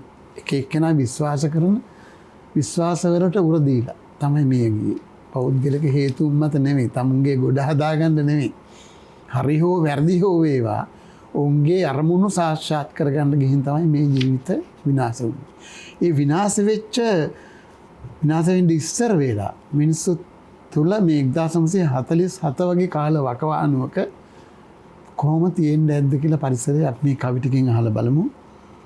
දකුණේ මෙන්ම උතුරෙත් හිරු නගී උදේ රන්තරු රිදී තරු හවසට පෙළට ඇදී. දකුණේ උතුරේ දෙකටම ඉර නගිනවා, ඉර බහිනවා. හඳ ඇති දාට රසබර රැස් දහර හදේ පොල්ගස් මුදුනේ මෙන් තල්ගස් මුදුනේ වැඩි. පොල්ගස් මුදුනේ කියන්නේ දකුණේ, තල්ගස් කියන්නේ උතුරේ. ඒ දෙපැත්තෙම හඳ ඇති දාට හඳ එළිය ගමන් කරනවා. මේ මොහු කියන්න හදන්නේ මේ සමානයි අපි ඔක්කොම. ජාති ආගම් කුල සියලු දේවල් පැත්තකට දැම්මාම මිනිස් වර්ගයා හැටියට අපි සමාන මිනිස්සු. දහදිය හෙළන අය හිරිහැර අතර වැටි දකුණේ මෙන්ම උතුරෙත් හැමතැනම හිටි. දාරිය යන හැමතැනම ඉන්න. විමසා බලමි ඔවුන්ගේ හදවතෙහි හැටි කළුගල් යකඩ නොව උණු වී හැලෙන ඉටි. ඒවා ඒ හදවත් කළුගල් යකඩ නෙවෙයි, උණු වෙලා වැක්කිරෙන ඉටි වගේ සංවේදී මිනිස්සු මේ දෙපැත්තෙම ඉන්නේ. බැඳ ඇති විලංගුව පාමිනි සලඹ කොට සලකා වැටෙන එය බැඳහු ඉදිරි පිට මිනිසුන් දකුණේ මෙන් උතුරේ පෙනෙන විට සිහියෙන් තුරන් වෙයි හෙට යන දවස මට. කියන්නේ මේ කුල ගෝත්‍ර නැත්තම් ಜಾති ආගම් අතර ભેදයක් ඇති වුණොත් මොකද සිද්ධ වෙන්නේ කියලා කවියා සංවේදී වෙනවා. ඒ යුගයේ මිනිහා වෙතින් මිනිහා වෙන් කරන රිසින් බැඳ ඇත පවුරු පදනම් කිසි කෙනෙකු විසින්. ඒවා කඩා බිඳගෙන එහි පිරුණු පසින් පාලම බැඳෙනු ඇත දවසක උතුරු දෙසින්. මේ දෙක එකට යා කළා පාලමක් බැඳින්න ඕන. පාලමක් බැඳිය යුතුයි කියන අදහස දේශපාලනඥයෝ කිව්වා, සමාජ විද්‍යාඥයෝ කිව්වා, සියලු දෙනා කිව්වා. නමුත් බැඳුන්නේ නැහැ. අදටත් බැඳිලා නැහැ. අදත් ඒ විරසකේ යම් යම් මට්ටම් වලින් දෙපැත්තම අවුළු ආලමින් පැවතෙනවා. පැයකදී එකට හමු වී දුර ඇත දෙතැන මෙය වෙන් කරනු හැකි කිසිවෙකු වේද කොතැන. සුරුට්ටුවට එක් වී උතුරේ ඔතන බේදේ පිලිස්සී හමු වේවා දකුණ. ඌ ප්‍රාර්ථනා කරන මේ උතුරේ සුරුට්ටුව තමයි දකුණට එන්නේ. ඒ සුරුට්ටුවට ඇතිලා පිලිස්සිලා මේ බේද දකුණයි උතුරයි එකට යා කරන දවසක් ඒවා කියලා ඌ ප්‍රාර්ථනා කරනවා. ඒ ප්‍රාර්ථනාව 48 හු කරනවා. අපි 2016 තාමත් මේ ප්‍රාර්ථනාව දැක්කේ නැතුව බලාගෙන ඉන්නවා. ඒක තමයි රත්නශ්‍රී විජේසිංහ කියන්නේ. ගිනි අවිත් එක්ක පෙමින් බැඳුණු විහඟ සෙනඟ අඬාවි ඒ කඳුළු සිංහලට නගන්න ඔබට හැකිය ප්‍රියාවි ආදරය නුඹට බාරයි රැකගනින් දේවතාවී කියලා රත්නශ්‍රීට අදත් කියන්න සිද්ධ වෙලා තියෙන්නේ. ඒදා අපි හිටපු තැනම අපි තාමත් ඉන්න නිසාමයි. ඉතින් 2020 පසු කර අනාගතයට යනකොටත් එතනම ඉඳී විද කියන ප්‍රශ්නය නෙමෙයි අපි හොයන්න ඕන. එතන නොඉඳීවා කියන ප්‍රාර්ථනයයි අපි කරන්න ඕන. එහෙම හිතලා අපි වටවන කවියේ 8වන ගීතය දැන් අහමු.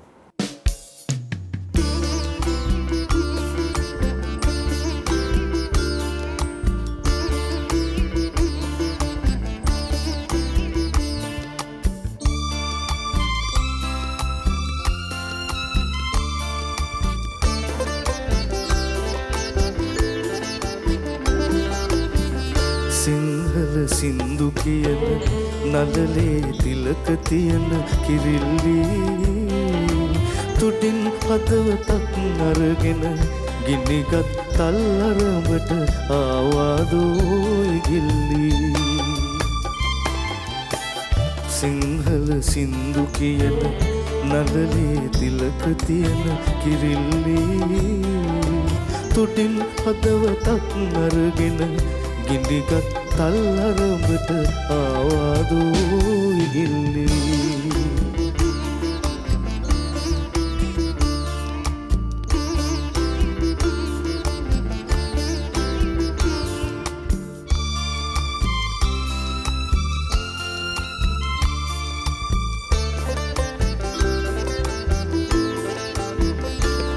දිව නුහුරු බසින් පෙම් කවිකි කුරුල්දාට වශීවී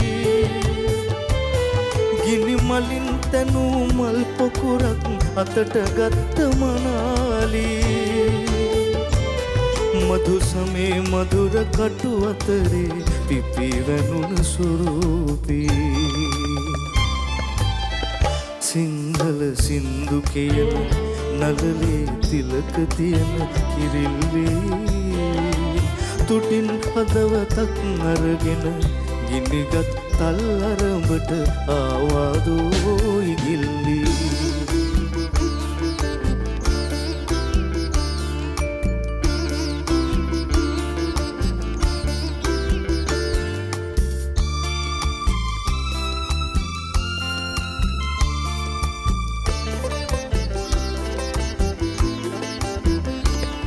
ගිනි අවිත් එක්ක පෙමින් බැඳුන විහඟ සෙනගඩාවී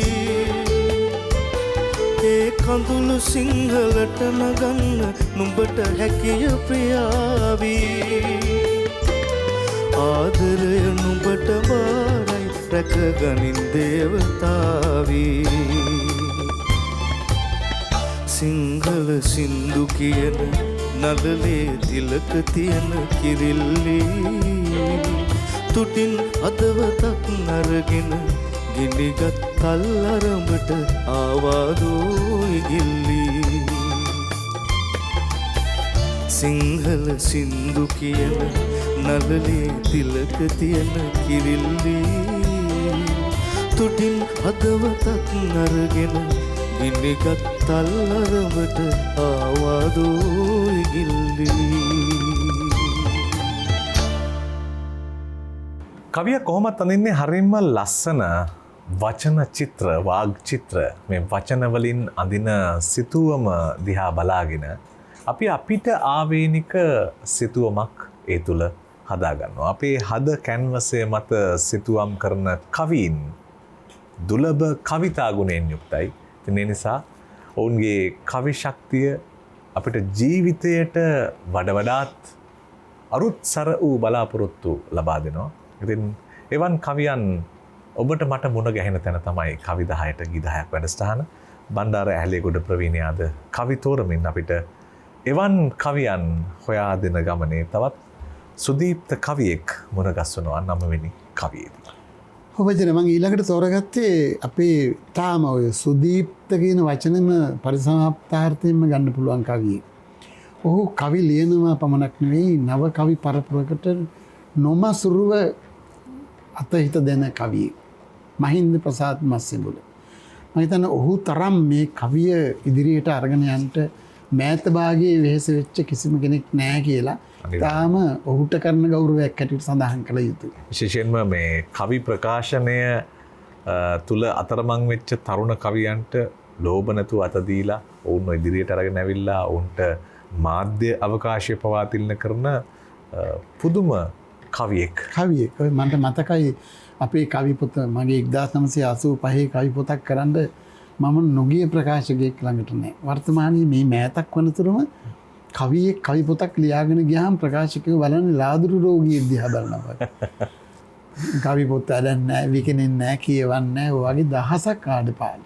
මේ අතරවාරේ තමයි මහින්ද මස්සේවල සන්තව ප්‍රකාශන නිර්මාණය කරමින් කවියන්ට නොපැකිලව නොමසරුවත් හිත දෙන්නේ. ඔහු කලා හිරුත් හිම පියල්ලක කියලා පොතක්.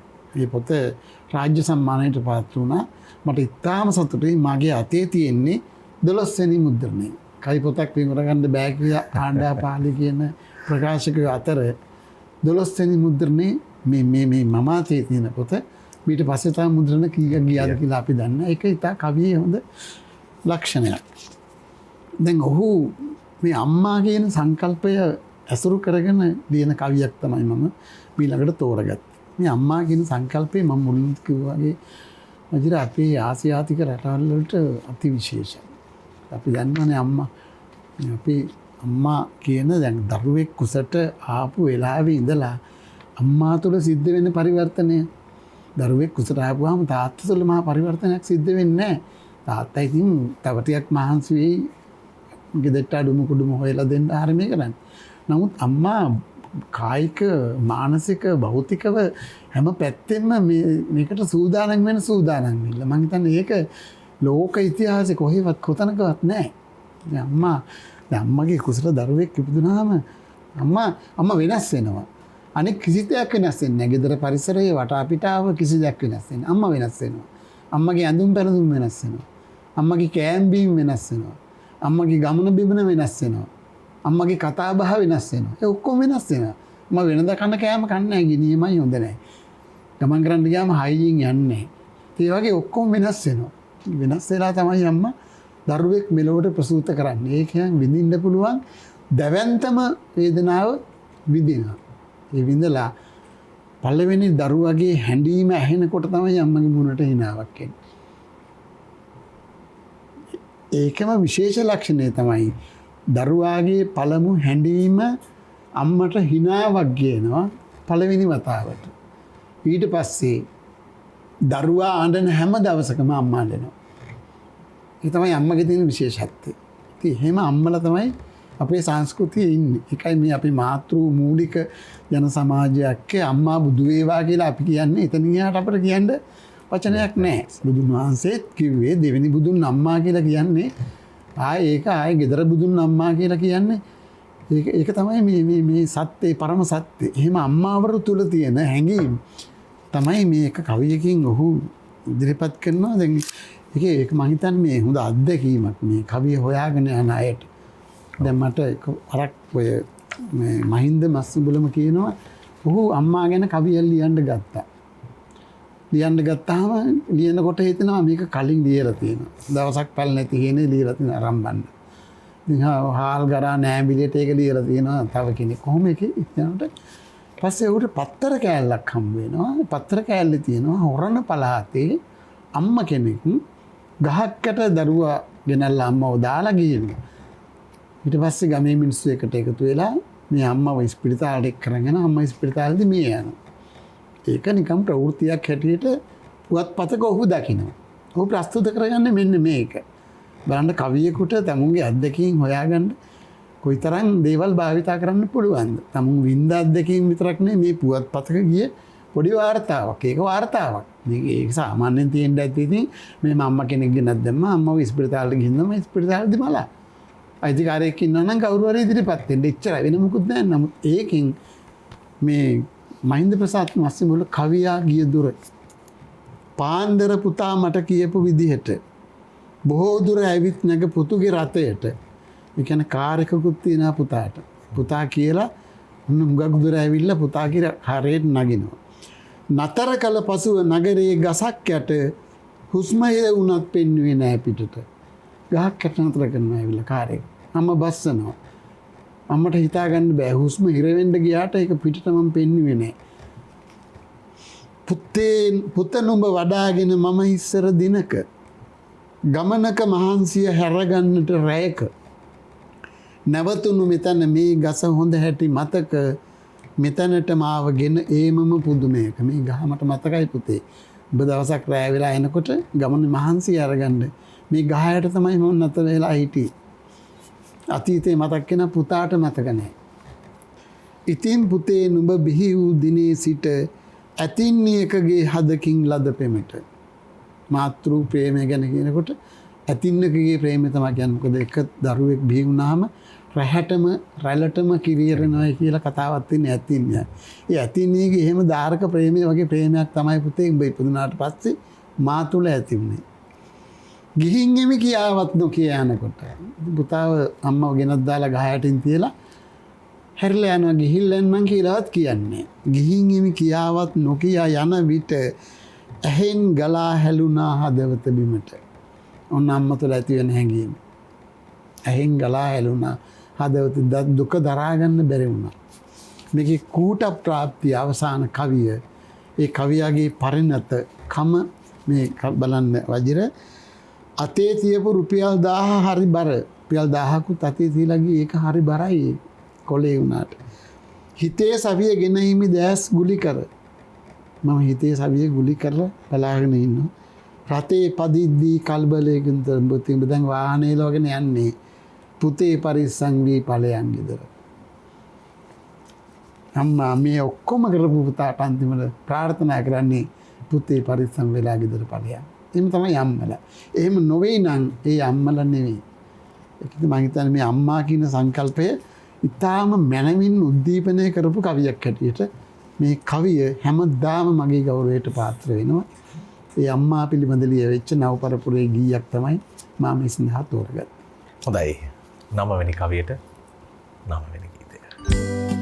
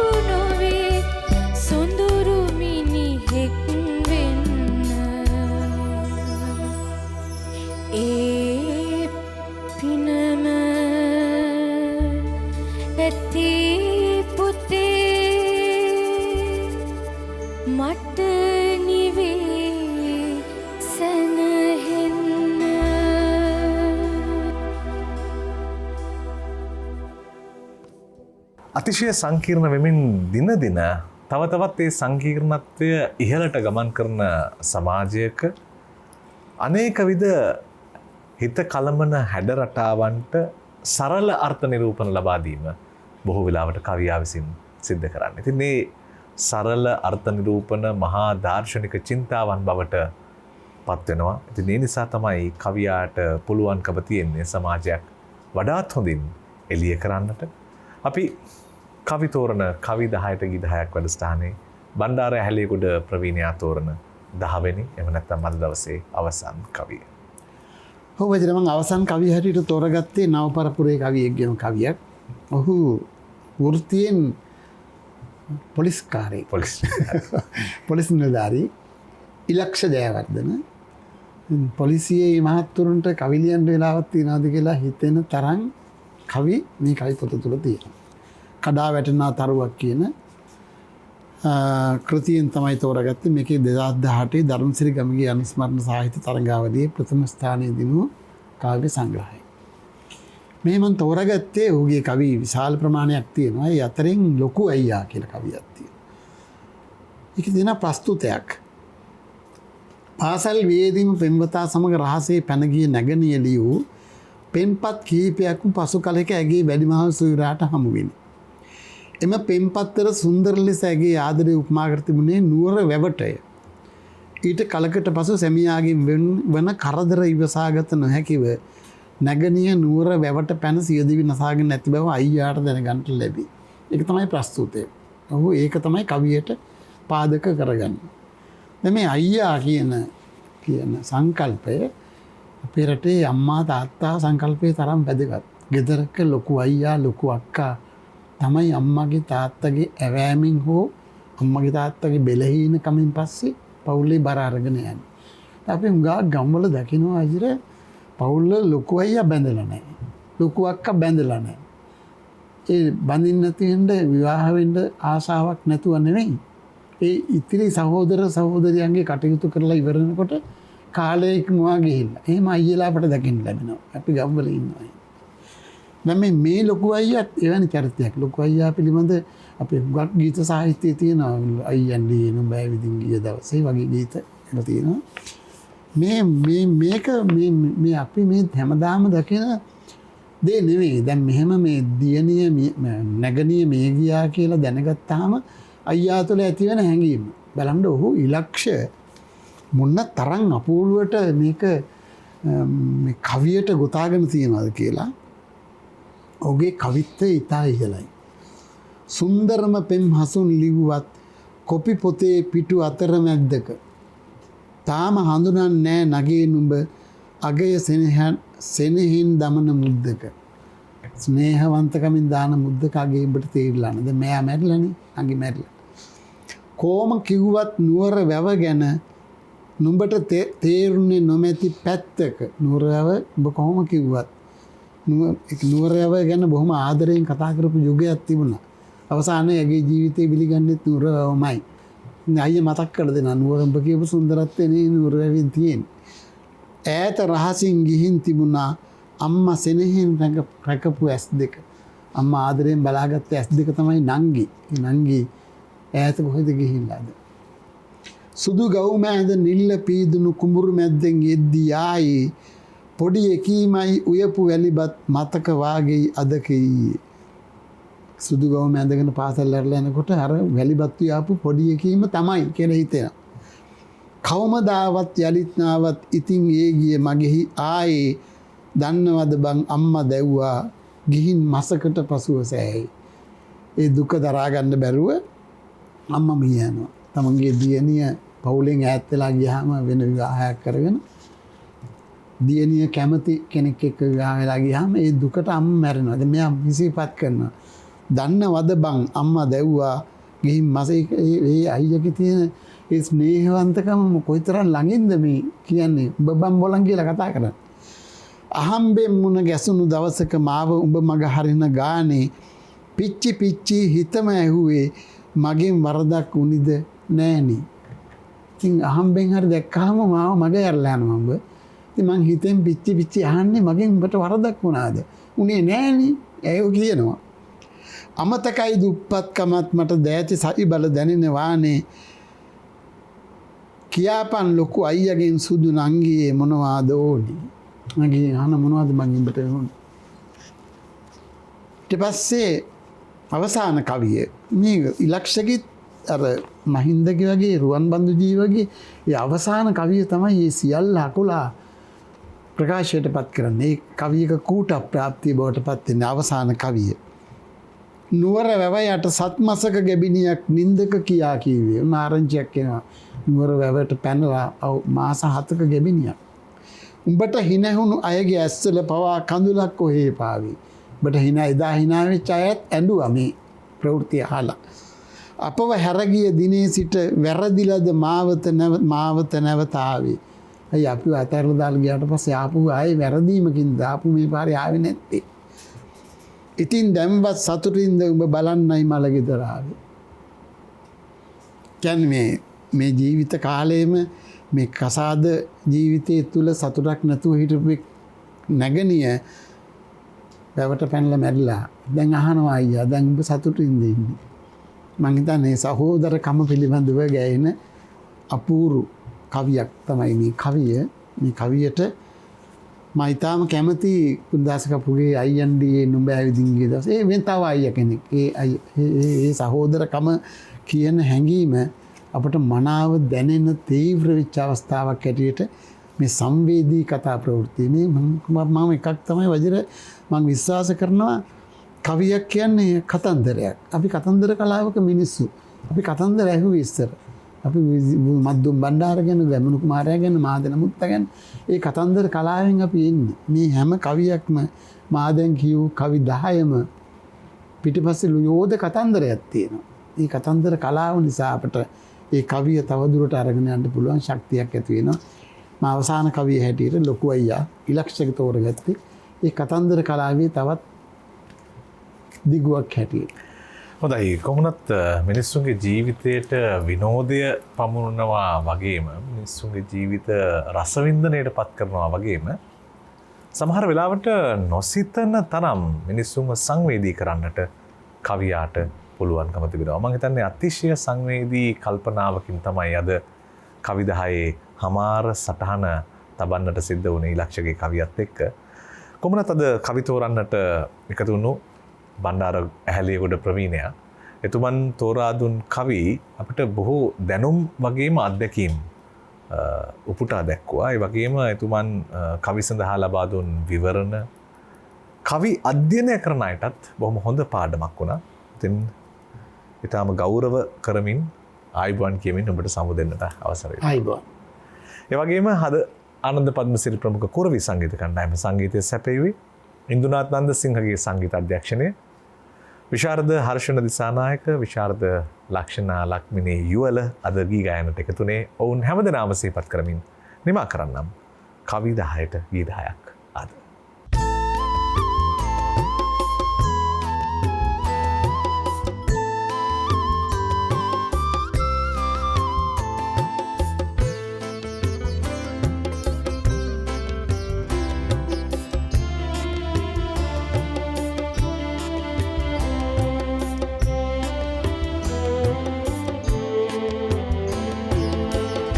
අයියන්ඩියේ නුඹ ඇවිදින් ගිය දවසේ ගිනි ඇවිලුණා කැණි මඩලට අපේ නිවසේ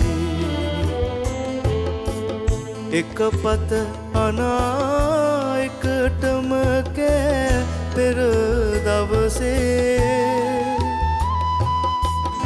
මං අමතකද උඹ රජ වූ අද දවසේ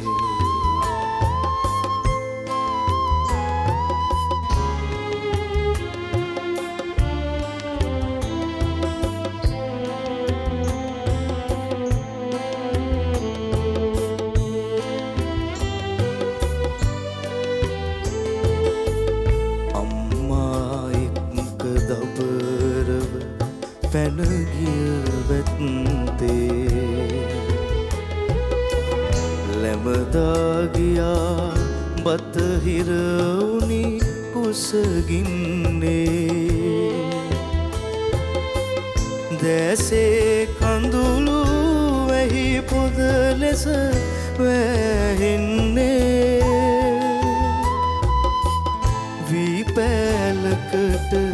ඇයි උඹ විරසක වෙන්නේ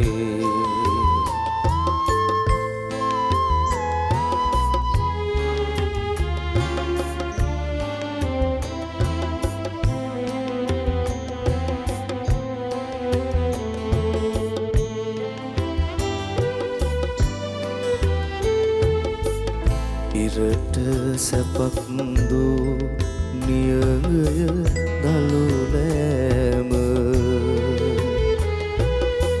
සඳට සැපක් දෝ ගනාදුර පීදීම